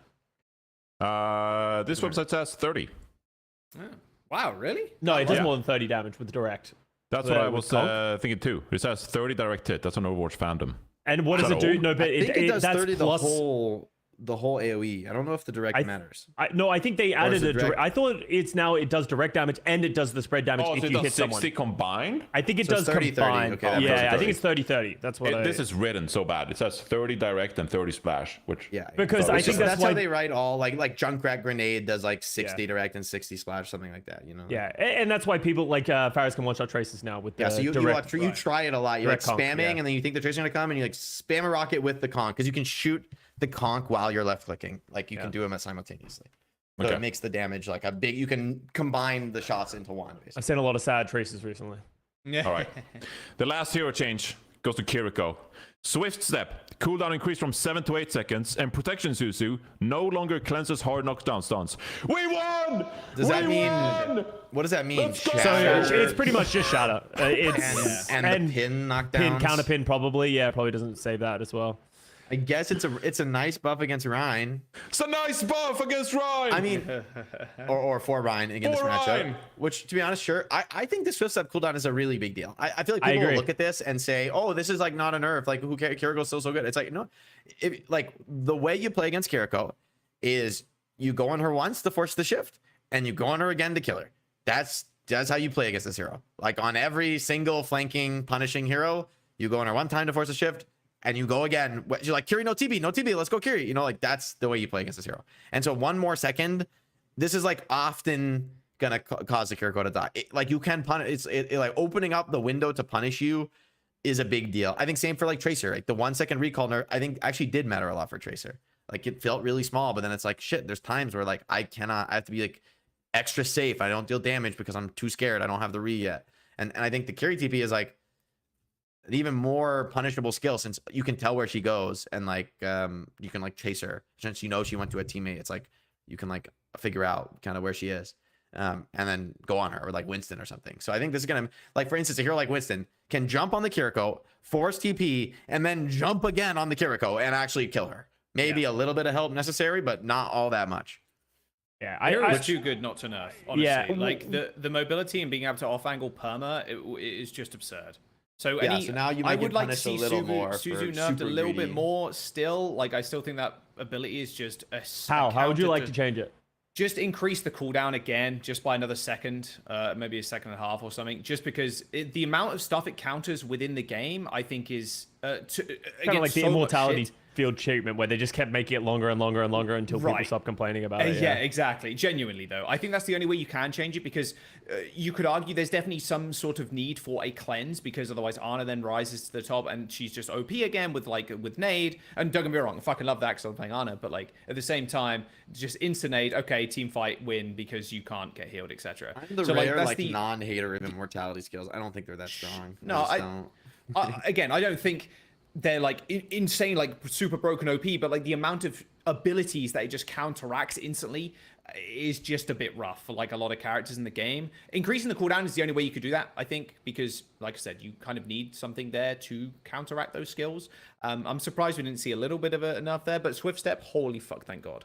Dear God. How would you feel if they removed the immortality of it and they made it a really high damage reduction? Because I think the frustration that I have with Suzu compared to Lamp is if you use Lamp, the person still comes out with like 30% HP or 20% HP, whatever it is now. You can't even target The them problem in with Suzu as Suzu well. is that it's like they didn't take the damage from the pulse bomb, plus they got healed for like 60 health. And it's like, Yeah. well, now that's like really good for them and it does stuff. So it's like you're giving it some form of like I don't know. The Suzu is very useful and it'll cleanse and it'll do all its current things, but like now it actually isn't just like, hey, you're immortal for this and now you're just like pop back up. Because like I agree Suzu is an issue, but I don't like, I agree with Jake. Like it should be a tool that is used to save people and it should save people. And I think that's a cool part of her kit, but it's kind of feels a little oppressive right now. So like a 85 to 90% DR or something. Even like 75 like casserole, right? Sure, okay, yeah. So it's like super high, so it's still there to save people. Because I think another portion of Suzu that is quite annoying to play against is the fact that you go immortal and like you can't even be hit by anything.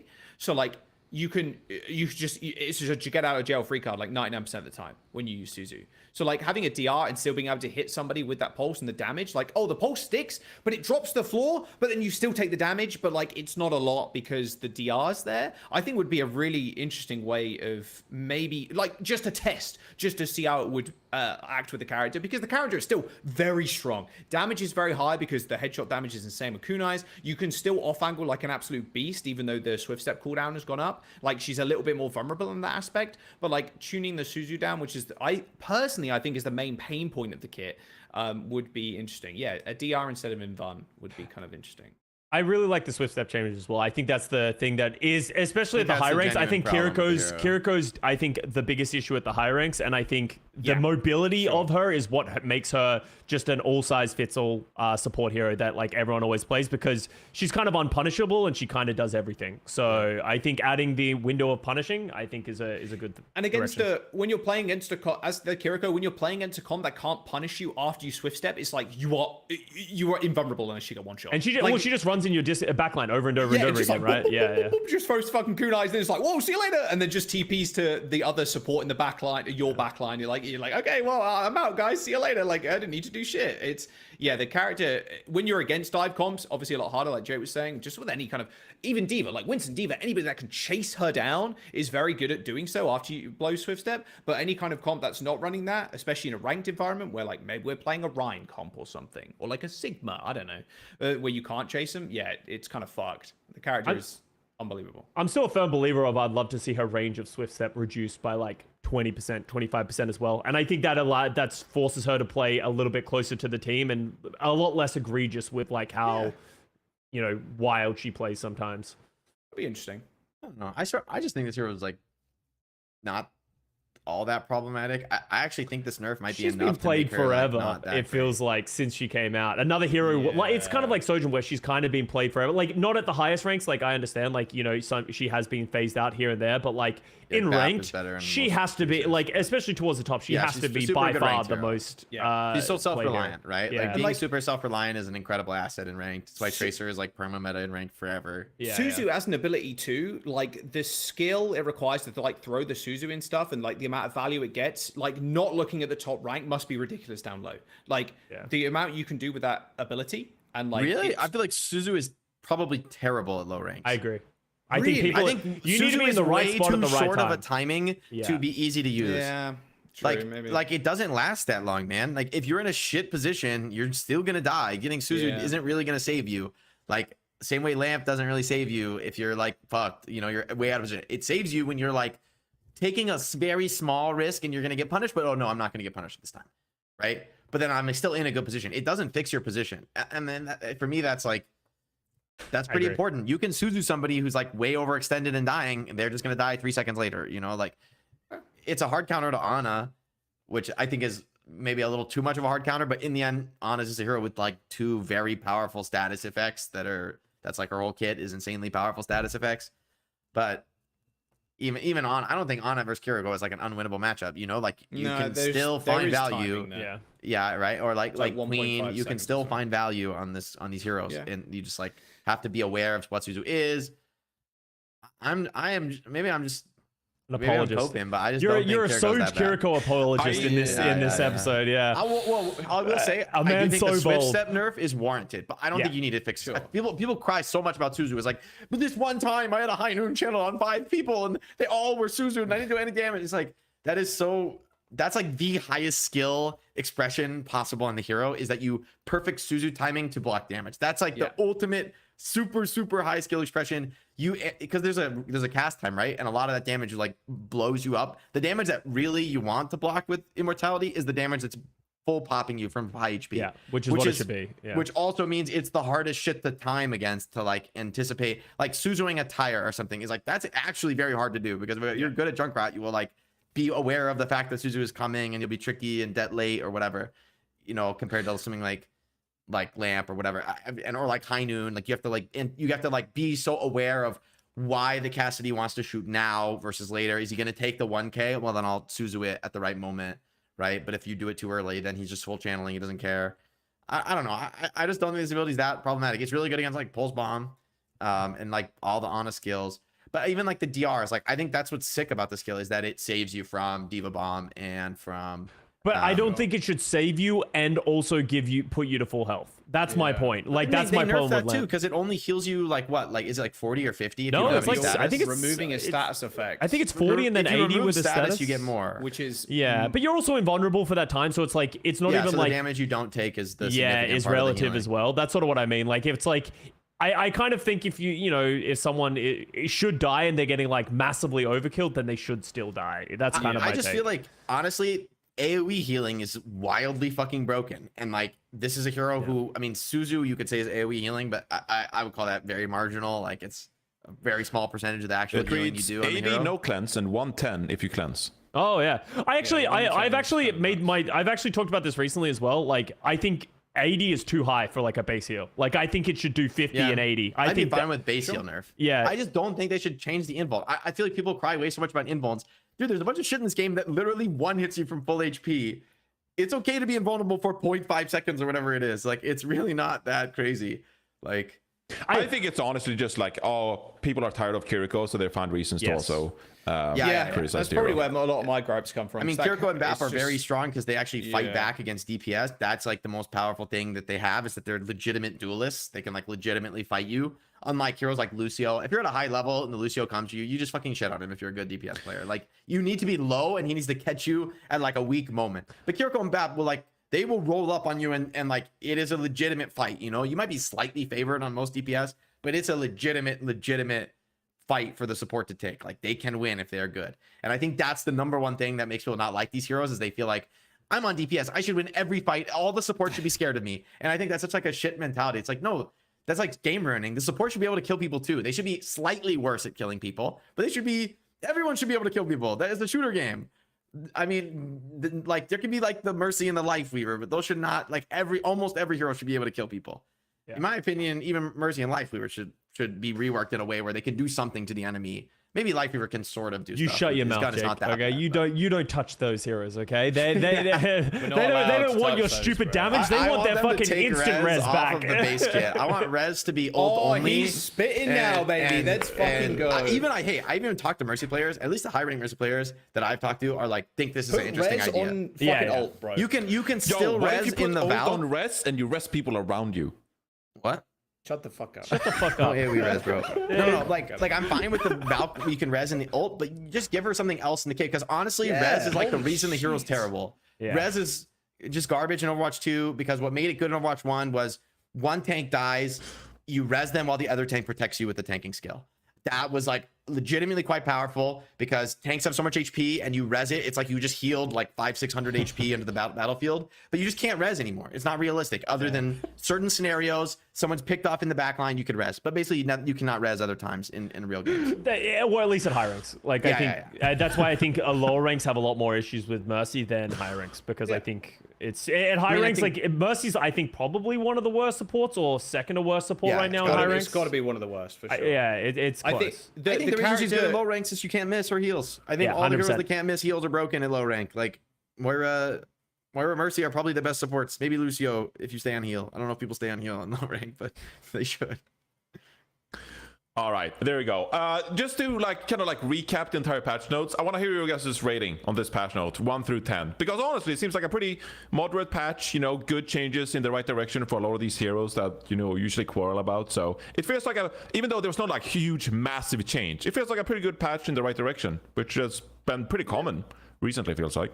I would go like a solid like 8 out of 10. I think there are some people who are going to look at this patch and be like, they didn't do enough to like fix it in the way that I wanted. But my like hot take is I actually think outside of like Roadhog and like a couple of heroes here and there that have been good for too long, I think the meta's in a pretty good spot. I think you can really play a lot of different things in a lot of different situations in a lot of different maps. Like, I don't think the game's in that bad of a state right now. And I think this has done a good job of like, hey, this hero's been a little too good. We'll pull them down a bit, like Sojourn and Kiriko. We're going to bring Roadhog down. We're going to buff some of these heroes that are kind of like pick rates, win rates are probably in the floor. So it's like, I think they're doing a good job of just like, fluctuating things a little bit. So, props to the dev.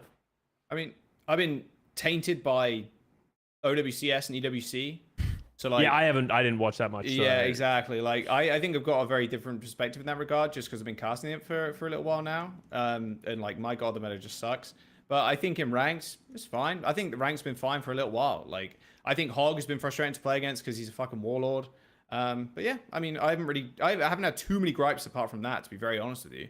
Like, yeah, I mean, I've gripes with Kiri and small things like that, but like, I've not sat there been like, oh, this game fucking sucks right now. This season blows. Like, nah, it's been pretty decent. Yeah, this patch is pretty good at solving a couple of things.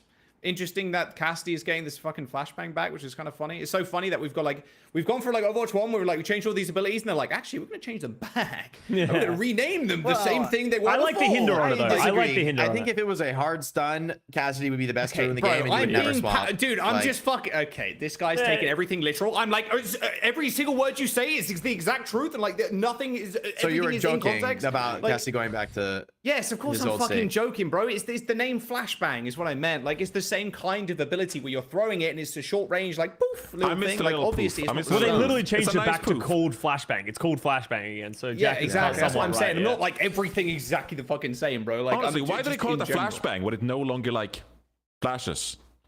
It didn't flash. It doesn't change the VFX, Johnny. I think the VFX will probably the VFX, I'm pretty sure are literally flashbang. Well, it's literally not magnetic anymore. Yeah. So yeah. I mean, it technically wasn't a flashbang before. It was a stun grenade. Like, maybe. I still want it to be a lasso. I think that'd be funnier. Oh, that'd be hilarious. There you go. Yeah, like hinder and then cooking heroes. I can't wait, baby. I mean, it's on his character model, right? He's got the flashangs on his character model, so it's kind of has to be part of his kit, right? Like, it's... You know, like Deadeye, and you fucking get the lasso and you pull people from behind cover into the line of sight of your Deadeye, and then you get 5Ks. I went on Reddit before the episode, and someone was like, "I miss player portraits with like the border," and I was like, "Yeah, Overwatch 1 border, level border. We're doing this again, bro. Every 2 months this gets brought up, bro. Like, I am such a like just simp for like prestiging and like leveling up and like cosmetic shit like that. It's weird that they took it away because it's like surely it's not that hard to have and people enjoy it. So but don't you already level up? You get the progression level. Put the progression levels. Why can't the progression little badge thing for your character be around your character portrait? And by the way, you could add ranked badges back. By the way, that would be fucking sick. Like in game. Yeah, have it something like that before. I don't really care about profile levels. They're like completely gone. They're like a legacy thing now. But why not just have like boring? Why can't we have the little clear on the thing and have your little? This is not Jake's cup of tea. I like the visual clarity of the news. Oh my god, Jake's like I want to see everything perfectly. He's doing the Quake thing again. Where he's like everything needs to be 2 polygons and everything's if I could turn off view models, I would. Oh my god. And honestly, if you didn't, Jake could turn off fun. He would. I would turn off view models instantly. I miss playing no view models. That no view models is like a beautiful way to play FPS games, I think. I want the Quake Central model. It's so my gun is in the middle of my screen. No, fuck that. No view model. Central is slightly less bad, but it looks weird. And who cares? We're in the 21st century.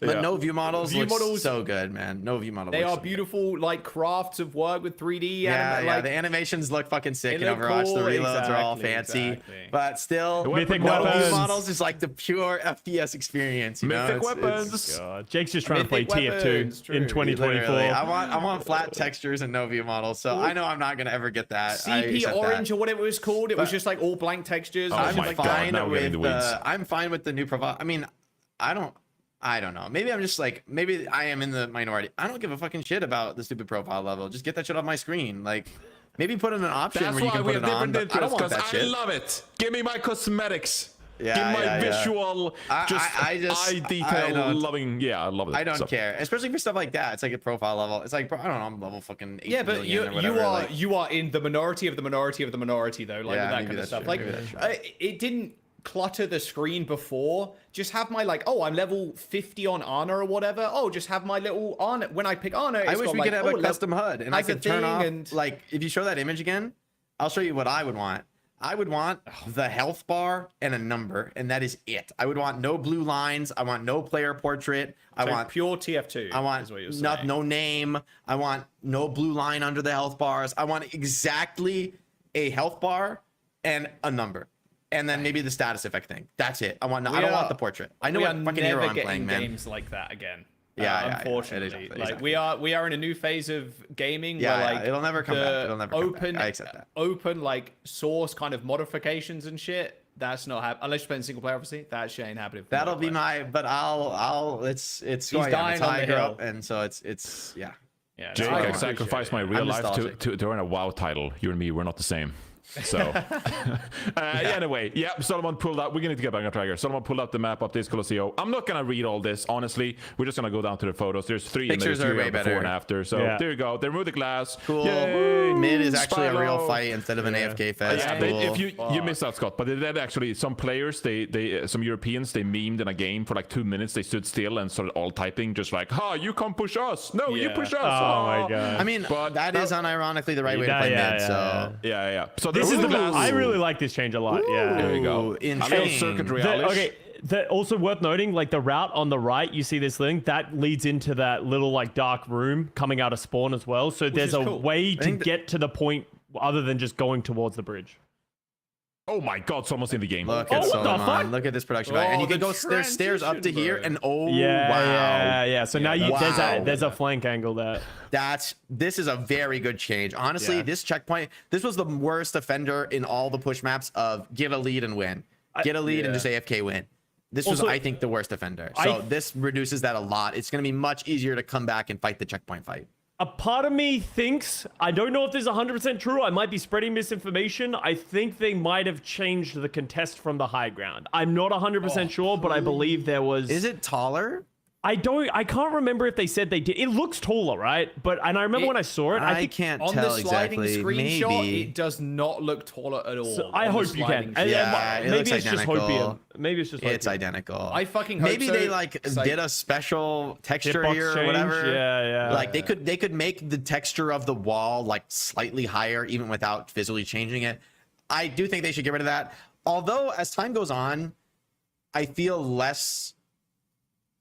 it's less problematic because I realize how to play against it is not that hard. You just have to if you know it's coming, you play to anticipate it. You don't try to fucking push the card over Here their comes feet. Jake with another solution where all 5 players work in unison to do something. I think that's one of the most egregious points about this map is the high ground contest. And regardless of us and slowly understanding on how the player base I understand how to deal with it now, doesn't make it any less frustrating to deal with someone that's holding a shield onto high ground and you just can't push the bot because they're contesting it. I still think it's a thing that shouldn't be in this map at all. Or is it anything changed if you go under the bridge here, down in these rooms? Does anything change? Under the bridge to the left? I don't think so. No. Like to the left. Left. That's your right. Yeah, towards mid. So this looks identical. Okay. Yeah. I mean, in the end, I don't like the high ground test. I think they should just make it whatever. Make the wall a tiny bit higher. Whatever you got to do. Just do some very, very small change that makes it so you can't actually. Yes. I think they were saying that it's kind of awkward to change because what do? Do you make the floor lower across the entire map? Do you make the bridge higher? You could just make the underpass go down a little bit, right? Or have it dip under the underpass, not like a Gibraltar, but almost, like what Gibraltar does. There's definitely a break point there somewhere where it's not. It's pretty close. Although this is one of the better high ground contests in that it's pretty flexible. You don't have to be perfect to get it. Yeah. Whereas some of them, like Esperanza, you can do it, but you have to be fucking pixel perfect in the right spot. In theory, there's 2 contest points here as well. So if you miss one, the first one where it goes under the bridge, you can catch the second one where it goes under the bridge. There's 2 back to back is really good. Yeah. One change they did make back in the patch notes is they increased the bot speed by 10% when pushing barricade, which is I don't know. I don't know how that. Note?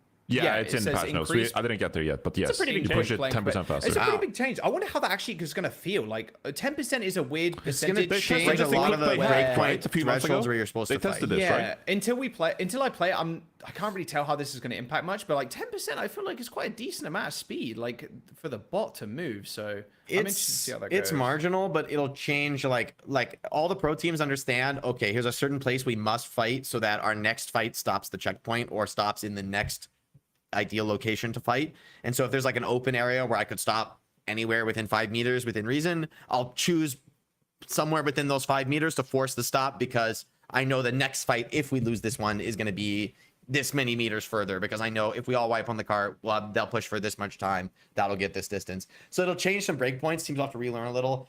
I think this makes comebacks way more doable though, because I think the most significant, like, so if you think about speed, like distance is speed times time, right? So the time you get the most free push on the bot is actually overtime, where a team fight gives you more time to free push. And so I think overtime comebacks are going to happen slightly more often. I mean, it's a marginal change, but slightly more often, because you get more free pushing time per fight in overtime because the spawns are longer. But it also means you push far from your own spawn more quickly. If you like lose a player and you want to keep pushing, it'll be you'll like get overextended quicker. But yeah, I don't hate it. I don't know I don't think it changed anything too drastically though, other than those breakpoints about how many fights to get the checkpoint, etc. will be a little different. It probably won't be a ton of breakpoints, but I think it's a cool change. It makes the comeback potential a little bit more fun. It makes comps that want to sit on the car better, because the comps that don't want to sit on the car want to let you push a little, but I get an advantage elsewhere and I win the team fight from like flanking you or whatever, those become a little bit worse. But that's a very marginal shift. The meta matters more than that. All right, I want to scroll up here a little bit. It doesn't say just because it is in the patch notes. It's like all the way up, by the way, like at the start. Sorry, someone. Yeah, we're done here. We're done here. Literally at the start. Custa, I just want to touch on this quickly. You're doing like a community crafted mode, and you're representing projectile damage. Wait, are these the changes? Yeah, these they are have actually the the changes. changes, yeah. Oh my god. Okay, we're not gonna do a deep dive review here, but Custa, I saw Scatter Arrow back. Defend yourself. You're a psycho. So what I did, so I'll go through them. Like the Echo one is literally just you can duplicate allies, but your ult charges slower, so that it gives you a little bit more flexibility when going into fights. This And is it's not supposed to be just fun, right? This is not. Yeah. So okay, just to make it clear for Jake, it's fun. Yeah, I know. This is arcade. the context of what they were saying is These they are were like reasonable changes. They're not like psycho troll changes, Well, right? Like from what I can see. Ask Emong about some of the changes. Okay, Roadhog one can thing now I hate about these widow modes is grapple. when some of the people do like, oh, that's a sort of plausible, interesting change. It could be fun to experiment with. Some people are like, Reinhardt has 3 shields in a circle. It's like, fuck, dude, like. We'll see, Roadhog now has widow grapple and now goes towards their target. So that's that's his Roadhog changes. Okay, so I'm not gonna play anymore. I mean, what I think is bad about that is I literally will not even. I'll not play a single game if there's Okay, like but an other people, absolute not fun game change. like to you, fun, though. Jake. Come Other on. people like fun. So I actually went with Jake's idea of like I wanted to add things to the game that I thought were fun, but also like this is kind of interesting. So the duplicate allies I think is interesting. Genji, I gave him lifesteal when he has blade active, so now he has 20%, so he's less dependent on healing, But I less thought that- damage. Yeah, a little. So yeah, slowed down his swing speed back to what it used to be. Hanzo. So this is where I added scatter arrow, but that's because I wanted to make his usual arrows more like storm arrows, so that what is this? 0.2 and 0.25? yeah. So I That means wanted your full fast. charge shot is like yeah, but it now does you 70 shoot damage, 2 a second at full charge. and but it does 70 damage. So I want it to be faster. okay. Yeah, so you're nerfing his. So it's see, I more see. like storm arrow, right? I wanted his because the issue is they took away his one you're like, shot. boom, boom, boom, yeah, they boom. took away his one shot, but they don't want to give that back because it's not fun. So they need to give him more consistent, faster damage. So I gave him ammo, and he's more like other heroes, but he's a projectile. Max now. with Low key, down I think this is gonna be produce, so hard to play. Like We'll see. like in terms of like actually playing it, like you're gonna click so much on this fucking hero now. It's like crazy how much you're gonna be clicking because you can't hold M1, right? Or Well, I and don't you know. can't fast click. You have to hold, release, hold, release, hold, release, hold, release. You have to It do might that be a fast. click. It might be a click thing like storm arrows, where it like thing. As I said, I don't get to try it. I just pitched the idea, and they're like, "Yeah, Yeah, we made yeah, it yeah. work." And I was like, "Cool, thanks." Because I mean, I think Sounds from the way good. this is written, it's not going to change the way you click to shoot. It's just much faster. yeah, but I don't know. As I said, I also have not been able to try. So for that reason, I was like, "Well, I'm just gonna give scatter arrow back because you want a big hit shot then if you're gonna have that." So I gave You scatter don't arrow have back. any nuke. I give it kinda memey too. increase the I like damage it. by 10 as well. So if you headshot someone with scatter arrow, so if you aim at the head with scatter arrow and you hit them, they will Like you one do. shot. And then the scatter And then it'll scatter, go everywhere. So You do have one powerful arrow. It's like Yes. a super powerful arrow. But low key, the scatter. Oh, split arrow damage nerf. Okay, is it even gonna one hit people? Probably, right? no, 5 of them is pretty yeah, plausible. I wanted to ask, and I don't know if this came through. I was like, can you make it random the way it splits? Because I think that would be like even just funny, but it's Thanks, like it would guy. remove people from just like shooting at the ground. Because I don't want people to shoot at the fucking ground. Like we did Yeah, dev that's comments fair. that they didn't end up adding, but I was like, please don't shoot the fucking ground. Like that's not what this is for. Bro, you're gonna be shooting the ground with this skill. Yeah, It's really probably. good to Yeah, shoot the ground. probably. But Anything you know, else? it's funny. There we go. So Junkrat. Oh my god. So first of all, I think the frag launcher is way too lofty for my liking. So I want to make it more like pipes from tier 2. This is a power fragging skill. yeah. now. So Holy and shit. Junkrat sucks, so I thought it'd be fun to just like make him faster. And the Rip Tire, I actually made an animation for this, but it's essentially it's no longer like an RC car. It's now something you rip that runs kind of like Queen Ultimate. And it'll go through people, it'll ignite everyone, and then you can click it again to blow it up, and it will do half the Can damage. you shoot while you're doing? Yeah, while so it's going? it's a shoot. You it's let a you let fire it and go, forget. and it rips, and then you follow it up with your team, and it ignites and blows up when you want to do that. Do you press ult again? How do you dead it? I think it's Q again. I Can be haven't been detonated trying, but by I think it's pressing the Q. ultimate ability again. Okay, Yeah. okay, I see. So my that's kind God. of the. I want it to be more of a team fight ultimate, and rather than whatever the fuck it is right now. Like I don't Oh my really God, like what you it is right now. destroyed this skill, bro. is 300 like- damage. This is Yeah. unusable. This Wait, is but it like does chaotic 150 tectonic burn shock. damage as well. Oh, okay, okay. Yeah, so it ignites everyone. 30 DPS is garbage, though. Yeah, That's they did it over 5 seconds. I think I wanted it over 3, but you know, such is Yeah, life. You know, as I said, we didn't get to test this stuff. too Explosion I'm here radius for it, reduced Scott. by half. Bro, this is never gonna hit. This is the easiest skill to dodge of all time. Hey, we'll find out. We'll find out, Jake. But the idea is this there. is like a dragon strike is what you made this. It's just a dragon strike. No, but it's fast. It's quick. Oh my god, I love this. How mate much change. faster is it? I wanted it to be about twice as fast. So it's gonna like rip through the team. Oh, movement speed increased 100%. Okay, Yeah. well, it's kind of funny. I like that you can keep playing your hero while it goes. yeah, Like, and that's what kinda I cool. wanted to bring back. As I Can said, the it die? numbers It might be kind of weird. fits his kit better in a way. As like, Can you kill it? I don't think so. I didn't want it to be killable. It's supposed to be something that you just like throw into people. And they Yeah, didn't yeah. say that. So Yeah. if it Yeah. sells 100 HP and you can't control it, We'll not see. sure. Yeah, as I said, if so, it's just going to be like the fucking Vaxter, and you're just going to shoot it as like a fucking PvE thing. We'll see. So May, I gave back the PvE to kill Frozone. my whole team. I gave back the Frozone idea where when you walk on the freezing of the Oh, left click, love you it. move 20% like faster. that. But the big thing is when Blizzard is active, it is now around May, That's and kinda she cool. gets the Frozone passive when it's around her, but it'll root people instead of stunning them. So you can fight back a little bit, That's but kinda she's funny. fast. So she's This gonna is funny. run you down like the fucking boogeyman. But you can now shoot her. Imagine like a rush comp and then May Yeah. ults and they're just running at you and you're all rooted and there's a Yeah, fucking yeah. Reaper on you. Like I thought this will it'd be be fun, fun. though. I think this will be a fun thing to try. It's not actually so egregious, I think. I really wanted to add the ice block that you could break ice block. I've been trying to advocate for that for a while, but apparently it's just not doable. From That was- damage? Like, you yeah, can from break damage. You it? can't break it. Yeah, they said they weren't able 'Cause to the do skill that. is probably coded in a way where it That was one of the just few makes you things immortal. they said they couldn't do. On to Farah, don't want this to go too long. So we did this a couple of months ago before Farah really came into favor. So I was like, we're giving her some fucking love. We're going to make her strong. So I wanted to give her a little bit of overhealth every time she hit a direct because... direct. So it's more like she just has a little bit of buffer of health that she's spamming and going in and out, and she's just getting a little bit of love. I didn't want to give it like 25 health up to 75 because I was worried she'd just become unkillable. But we'll see how it goes. And the big thing I really wanted to do was she can now use jump jet and jet dash while in barrage. So she can. If you don't use the cooldowns to engage into the barrage, then you can use them while barraging, and it gives you some form of Wow, the counterplay. dash would be kind of sick. That's kind of cool because usually you Yeah. do need to use these CDs to barrage. Like it's very hard to get into a good spot without them, but then you have a big reward if you could manage it, or you like are sneaky and you're hiding. You could do some crazy tricky stuff with barrage. That's cool actually. So that's that one. Symmetra this is my unhinged character. Oh, I didn't know how to boy. fix Symmetra. So the teleporter means that if you ever enter the radius just where touch you could it, it interact goes. with it, Okay. you would go through. And it now, they didn't say this, but it now interacts with enemies.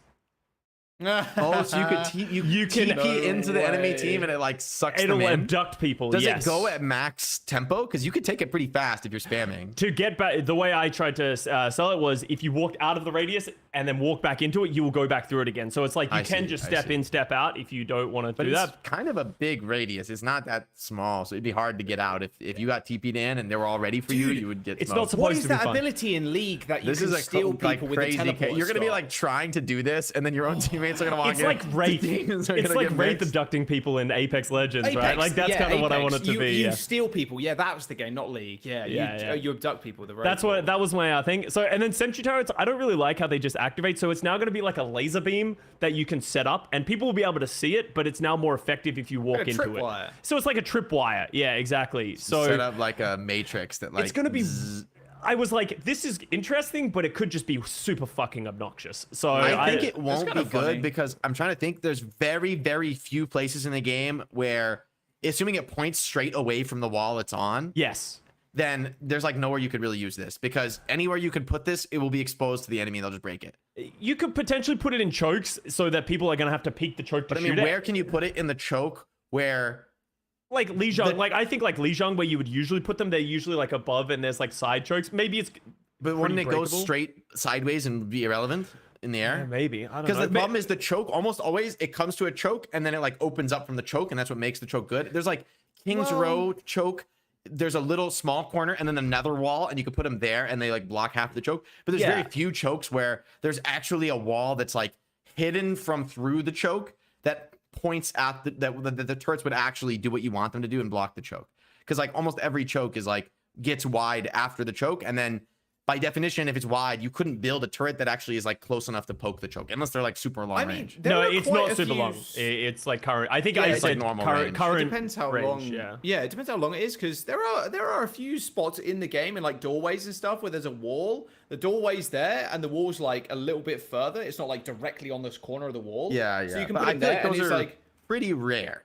Yeah, but I mean, it would be interesting to see how it could work because they're also. This is me playing Illari a lot. Like where the pylon sits, you can like tuck it in places where it's quite long. The problem with the pylon, But so it like, also maybe this doesn't will need to work. be pointed in any one direction. It just has to go there, right? No, yeah, well, it Like doesn't you could matter put it 'cause- on a wall that like doesn't point where you want it to point because it's omnidirectional, right? Well, But these yeah, things, since they that's- point that's- exactly one direction, Yeah, that's not my point though. My point is like there are plenty of spots, but like it's too long, but like it still sticks and it still like points in the direction of like an opening or something. I think there's more places than you think that you could stick these, and it would actually be like they have to peek around the corner to kill it, or they're just walking through it and they take some damage and they take some slow. It's also I will say I don't think you can 80 fucking walk DPS. through this, bro. Like I don't. Yeah, if 80 it works DPS. properly, this shit is gonna be like you will not come through that choke.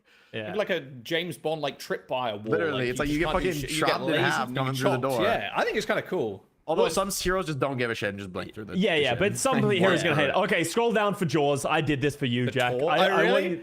I want you to Yo. remember what I did for you. Oh boy. Oh, let's go! Dude, this is just the best hero in the whole mode. Yeah, Are you maybe, kidding me? maybe. Are you Yes, kidding maybe. me? The turret upgrades to level 2 for free.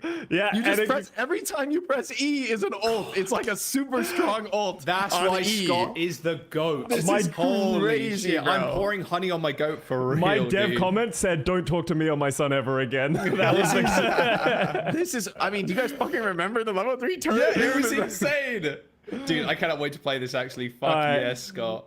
Venture had only been up for a week when I gave this feedback, but one of the things is I wanted to increase the duration of tectonic shock so you can have more plays of like you can go into the ground and then come back out and the ultimate will still be active, but Yeah, also you can't. It's not cool. that realistic. Right yeah, now. I don't know, but like I just sort of wanted to think. But now it's like it does more damage the closer you are. So I think right now it does 130 per hit. I was like I wanted to do 20 more if you're closer, and further away it does 20 less, just so it has a damage fall off. So I hate getting hit from super far away and it does the same damage as My someone favorite right way here. to use it. Yeah, I know, because fuck you, Jake. That's why. Sniping you from the Kiriko wall. Shooting through the Kiriko wall is so broken, man. But yeah, those are my That's my sick. changes. We'll see what happens. There's some really funny ones. Actually, can you go back? Look at the Cassidy one, Jake. I want you to look at this shit. Of TQQ threw in the fucking Cassidy roll, and I was reading through it recently, and I was like, bro, what is this? What the fuck? It cleanses and gives you 50 health when you roll, and its distance is increased by 50%, and you can go anywhere. Yeah, What the I fuck? feel like that's the weird thing about the creator cards is everyone just goes in a different direction. Like So now I thought the Torb was gonna be broken, but like this is obvious. You get like a fucking Winston jump on Cassidy. Are you fucking kidding me? You're gonna flank like the most crazy person alive and just roll out of there, no problem, bro. Like, Yeah. So there's some really fun ones in here, but yeah. I've been muted. Anyway, that was great. That was great, Scott. Yeah, I was going to credit you because Siri's barking, so I had to mute my mic and I forgot I was muted. But I wanted to give you credit, Scott. That was really well thought out changes. That was really well done. I like your changes, and Scott. what I Thank wanted you. to do next, Solomon, is I wanted to bring that up again. And I just wanted to quickly riff through some of SK's support changes. So here you go. Yeah.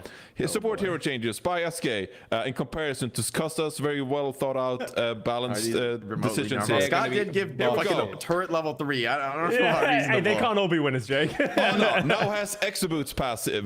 Brigitte, Shield Bash now grants Brigitte 30% movement speed. Illari, Healing Pylon, now has 2 charges. Lifeweaver, Petal Platform, now has 2 charges. Lucio, Sound Barrier, now provides more overhealth based on Lucio's fall time, scaling up to a 100% cool. bonus Oh, that's overhealth. sick. Hey, Lucio, Yo. the best DPS in the game. What, the bullets plus 4 damage? Hello? Wait, actually, that's actually unhinged. That's just made the most shit. busted There's character. no way. Kiriko, Swift Step, now can be used when no ally is targeted. When used this way, do a directional teleport and have a reduced cooldown of 50%. Bro, why would you ever use it on an ally? Ever? You want to avoid you want to no, literally, low key, if you're going to play this, go into your avoid settings on everyone. Kiriko and turn your auto targeting sensitivity as low as it can possibly go so you don't accidentally hit an ally. And congrats, you have a 3.5 second swift step. Holy Projectile Mercy. Hero's gonna suck in this mode. Resurrect. Cast time Heroes. reduced from 1.75 seconds to 1 second. Cooldown reduced from 30 to 18 seconds. Allies resurrected are now only temporarily alive for 10 seconds. funny. I like that. That's That's kind of a funny one, actually. Resets resurrect cooldown. And Zenyatta Transcendence now grants Zenyatta full flight. I'm fine with this. Honestly, you could put this in the normal game, bro. It wouldn't even be that crazy. Yeah. Snap kick. If Zenyatta hits the environment, he will knock himself back. Oh, get a little You get a little boost. jump. You get a little jump. Yeah. We're jumping. That's gonna be sick. You're gonna like, they're gonna tracers getting on you, and you like fucking kick the wall, fade away like how fucking far Neo does in the he go? Matrix, and fly I backwards. haven't seen the Moira one. Deal critical damage to enemies while aiming directly at their head. Oh god. Fuck. I don't Dude, the think that's support gonna ones be are strong, to be crazy. honest. Because Oh my realistically, God. like if it's genuine head tracking is not easy. Oh, there we go. Okay, this looks You fun know, as fuck. quite some I love that difference from yours, Lucio Scott, just but, gets like a crazy flat damage buff. Everyone gets a bias. fun change, and then Lucio gets a fun change and a wild flat damage buff. Like no, just like Well, the Lucio Mafia is in Lucio the needs to do walls. 30% more damage. I think is like a reasonable number. Oh, cool. Yeah. All right. All right. There's a new map as well coming out, Runasapi. I don't know if there's any footage, any video of it yet. It's a beautiful I saw map. some pictures. Yeah, there's some pictures of it. It's a gorgeous map. I mean, look at this thing. good. Look at that Looks water cool. wheel. Need to That play is it to awesome. see how oh it my god, goes, you're in game. but- Of course, someone's in game. I forgot. But yeah, it's beautiful. I don't think. I think. Okay, so here's my take. My take is that I don't think there's any purpose of us like doing it like a deep dive on this map because No, people are no, not going we to be able just to need to play. conceptualize. We just need to play, you man. need to play it. You need to play it for yourself. Kind of But new it's a Queen beautiful Street, map. honestly. It's It's just the cool. way It it's like. set up. It goes like in like not an S, but like it goes back and forth. You know, kind of like I New like Queen this Street, I suppose. mid-fight zone with like 2 zones almost connected by a bunch of doorways. It's like a little, there's like a left and a right, but then there's all these doorways, so they're not fully separated. I think that's actually Oh, kind of like cool. wide flanks, Like the with outer and doors inner here. fights. Like what do you prioritize? I think outer is going to be the real fight, but then the inner is almost like a flank route, but it's kind of open, so even Hitscan could flank you, and there's gonna be like a lot of angles. I think this looks really cool actually, and there's a lot of space to work with here. I wonder if you can walk on the edge there, like where the circle thing is. Like, I wonder if you could walk on that. Probably not. That doesn't seem Probably intentional. not. But Yeah, it that looks seems like flat, so it's like outside the does, map. I feel like you should be able to walk on it, but it's like Yeah, giga maybe. risky, you know, because you're right on the edge. Yeah. So yeah, cool little area here. You can go ahead, Solomon, and go to the first checkpoint. Maybe just zoom around the map real quick here. So you can see that like there's another like little curve here, I guess, you know. So it's a lot of this. It's a lot of this on this map. A lot of this, a lot of that. And Wow, then as you checkpoint does kind not look far away at all. Sorry, what? So the checkpoint compared to mid doesn't look that far Is this away. the checkpoint? That's the. Yeah. Is that not the Okay. checkpoint there? Yeah. Yeah, I guess so. That Yeah, doesn't yeah. look too far at all. Wow, that's kind of crazy. And then as you go up towards the defender, towards the spawn, we can go ahead and follow this route here. It's uphill, and there's a little bit of a high ground up there, which can be hard to reach for some heroes, but others a bit easier. That's the spawn. Yeah, that's the And then the spawn, first- and have to push yeah. through here. So I mean, this looks fine. Pretty hard to full cap. it's a beautiful map. And Yeah, I we'll like see the how look of plays. it. It does look a lot like NQS in a way, but the high ground is not like some god high ground to defend the checkpoint from. Yeah, it almost like combines a few maps together, which is Oh, this looks cool. I kinda bet you cool, can get I up guess. here. There's like a little Dorado action up here, Yeah, yeah. So but you can't see the checkpoint from here, so it's not like a giga broken angle for Widow. I'm really excited for a new push map. There's only been 3 in the pool for so long now. Dude, this is so. gonna be actually the full capping potential for Widow is gonna be wild, bro. You get your Widow up here on attack, G fucking G. Yeah. But I Yeah. don't think Widow doesn't look that good on this map, but maybe I'm wrong. Yeah. So this is obviously Illari's map, as everyone knows Good as looking well. map. So yeah, it's cool. It's really cool. I like the waterfall thing. Yeah. All right. It's your turn to vent here, Jaws. You connected to the call before we went live, and we can go ahead and pull up the season 11 trailer. And Jack said, I think before Jake or Custa connected, and Jack said, guys, I have a hot take. I love the said season I 11 don't know if skins. it's a hot take. I didn't say it's a hot take. You said it was a hot take. That you love Well, the season I 11 feel skins. like You maybe love it this is. theme. I think it's a cool theme. I think I it's cool. think it's a cool theme. It's very I different think- than the last themes. I think it's Yeah, cool. I feel like a lot of people have been like, "Yo, this shit sucks, bro." Like, what are these fucking skins? I'm like, man, you don't like old school Power Rangers, like Ultraman kind of vibe. I thought it was sick. It feels very like it's cheesy, but not like too cheesy, you know. I love the Cassidy skin. It looks baller, actually. Look at the honor, bro. Like, oh man, it looks. I think this season looks sick. Like the theme of it, I think is awesome. Like, yeah, I don't know. I just saw a lot of Genji's shit online. third People eye. like, oh, I don't know, bro. It looks kind of shitty. I'm like, you did not watch Power Rangers Mighty Morphin, bro. Like that. Honestly, that was I didn't all like can the tell. Sojourn one when I first saw it, but it's growing on me. I kind of want to Well, rock it. Sojourn doesn't have any good skins, so it's about time. Yeah. Well, No, okay.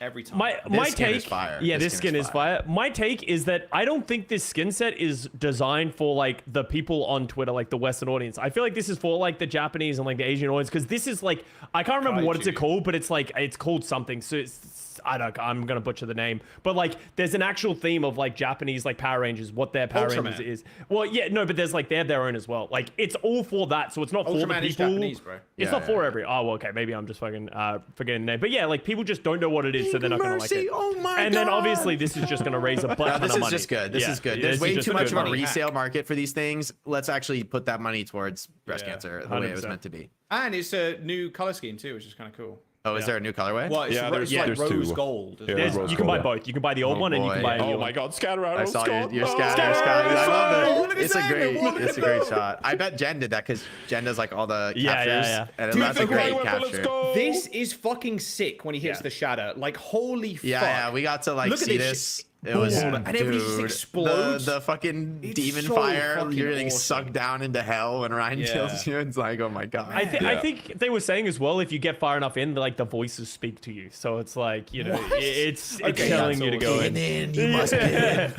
Go. drop the shield. Yeah, I actually don't know what we can and can't say about that, but that's a preview about It's that. out now. Is it out? Oh, actually, no, it's coming in the mid-season, but yeah, there's some cool stuff with it. Yeah. So yeah. Okay, But so I'm what I hype. said. I'm hype, and I don't know if I can say this, but I was allowed to play test it, so it's really cool. It I'm looking looks forward cool. to It it. looks fucking cool. Yeah. I'm just excited for. I mean, I don't fucking play mine, right? But so I don't. Lucio Ball, But, let's like- go. No. Oh yeah, and I saw the Winston, bro. I want to play Winston Lucio Ball. That gets me interested. I don't want to play Yeah. Lucio Ball, but if I can be Winston, I can be fucking juggling the ball through the air. I love the lifeguard skins too. Yeah, the these Roadhog skins one are is sick, baller. So yeah, I mean, it feels like a Mauga summer looks battle pass. good. I'm excited. Yeah. I thought the theme was fucking wicked, bro. Yeah, I agree. God damn. I want to hear what Bob sounds like. I don't think we got that in the trailer. Oh yeah. Oh yeah, I'm sure it'll be unique. Yeah. It's pretty sick. At some point, we gotta do an Ash Mythic kind of ranking, because I think we have like an ongoing ranking of all the Mythic hero Oh, skins, yeah. right? So we can We update need to that see with the new hero more. at I some need to point, get the yeah. Ash Mythic. I need to Yeah, let see me this. get the You skin see how first. it Yeah. looks. We'll You check the gotta play VFX. Check the Transformers. colorway. Oh, Check and the the sound. Transformers. We gotta get a full Okay. review on. All right. If Let me level up my Zen- battle pass. Chill. Yeah, If we gotta Zen and play it Ryan and first, whatnot so don't get long. a Transformers skin, I'm gonna go crazy. Or Bastion too, because he literally Zed got like a kaiju transforms. skin, right? Yeah, He did yeah, get the Zen, kaiju yeah. skin. Yeah, That's fucking cool, bro. I would use Dude, that. any kind of like Ramatra as well. Yeah, I need Ramatra to get a skin. Ram, Bastion, Zen, Rhine, like those kind of characters will be fucking. Dude, Rhine pins in. He transforms into Optimus Prime as in the truck. He becomes the truck. Oh, dude, that would be so sick. That would be so sick. There's no way they're gonna do that. There's not a chance they're gonna do that. He says some fucking line. Yeah, Autobots roll out, and he just goes roll out. He fucking pins down, dude. Oh my god. Rank will be ruined for like a month if that comes out. Everyone is gonna be Ryan and pinning 24/7. It'll be fucking. Did you guys awesome, actually bro. like watch a lot of Transformers growing up? I watched the movies, Yeah. yeah. I watched the movies, but I mean, for me, it's the not old like cartoon? the biggest Yeah, thing. I watched a little bit. Yeah, not a ton, but Yeah, the cartoons I was you know what I thinking did watch a lot of back in the day? Beast Wars. Anybody watch that? Dude, I'm telling you, What? Beast. Have you never seen Beast Wars? Holy No. shit! What It's are you talking unreal. about? Where It's is this tangent Transformers, going? but they transform into animals. I I think I beg know what you, you're talking go about. watch a clip on YouTube. The Goes crazy. 3D animation is unreal. It's just like two 3D models talking to each other and shit, and then it's a completely blank background. Like they had no more budget for any kind of scenery at all. But the animation back in the 90s, it's not too bad. It's Well, it was you good guys to are see. not getting I gotta that. dip out. Yeah, Sadly. we gotta get going. I have to leave actually, but Okay. Oh, Beast Oh, okay. Wars! Yo, let's go. Beast Look Wars, at all this right. shit, You bro. guys have fun talking about Beast Wars. I'm excited to play the season though. I think the theme looks cool, the patch looks cool. It'll be fun. Beast Okay. Wars. All right, Goodbye. see you, Jake. Peace out. Dude, look at this. Winston. Winston. Winston Overwatch. What is happening? Oh, What this are we goes watching, dude? crazy. I'm Holy telling you, shit. Beast All right, Wars. all right, I can't stay. Oh my god. Elite Yeah. TV show. And then they transform and dude, it's look at the cheetah. No, Look at no, that. take this off my screen. Yeah, What is this? I need to go as well. I need to stream some of this game right now. Oh, look at him. He Pog. transforms. Is there something we didn't talk about? I think we got That was it. it. Ash Mythic Reinhardt weapon. Oh, there's a hack quick play for role passives. You can That's an select your interesting role idea, yeah. passives. Yeah, I'm that's excited a to try that. really That's gonna be cool. weird one. But yeah, And there was some matchmaking changes too. I don't know what that's about. So It's like fixing YQs. oh yeah, YQ. you guys are just foaming and leaving the weird. episode. I love this. Yeah, I guess we'll wrap it up. I need to play now. Yeah, sorry, my I need to go. We gotta play. I wanna Okay, play, bro. all right. I'm sorry. I'm giving you money for coming on. Let's just do Bren's Player of the Week then. I don't know if there's anything more to cover. We kind of like skimmed through all that, but Bren's Player of the Week. Kendrick Lamar. I don't know. I heard his concert was sick. Yeah, I'm not gonna LARP like I'm some Kendrick fan, but then I watched him perform that diss track or whatever, and holy shit, that felt special. So Yeah. Well, apparently you he played the song 6 times. That's Four what I times. heard. 4 times. 4 times? He What? played Not Like Us 4 times? Hell yeah. Yeah. So that was pretty cool.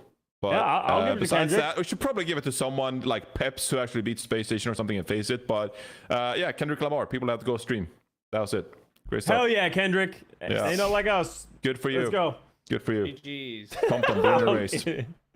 All right. This has been.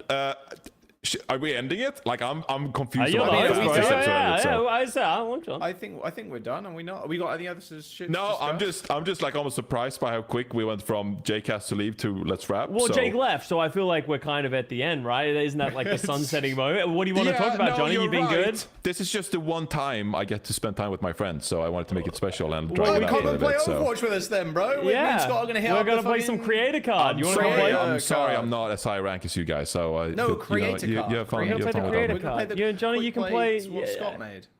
Okay. Okay, end the stream. This has been Give me Plat Chat out. Overwatch episode 231. We didn't get to talk about Face It. For the record, I wanted to chat a bit about Face It, but Custa didn't watch, so what's the point? Yeah, I didn't watch. It'd just be me and Jaws yapping for like 30 minutes. Goodbye, everybody. Bye.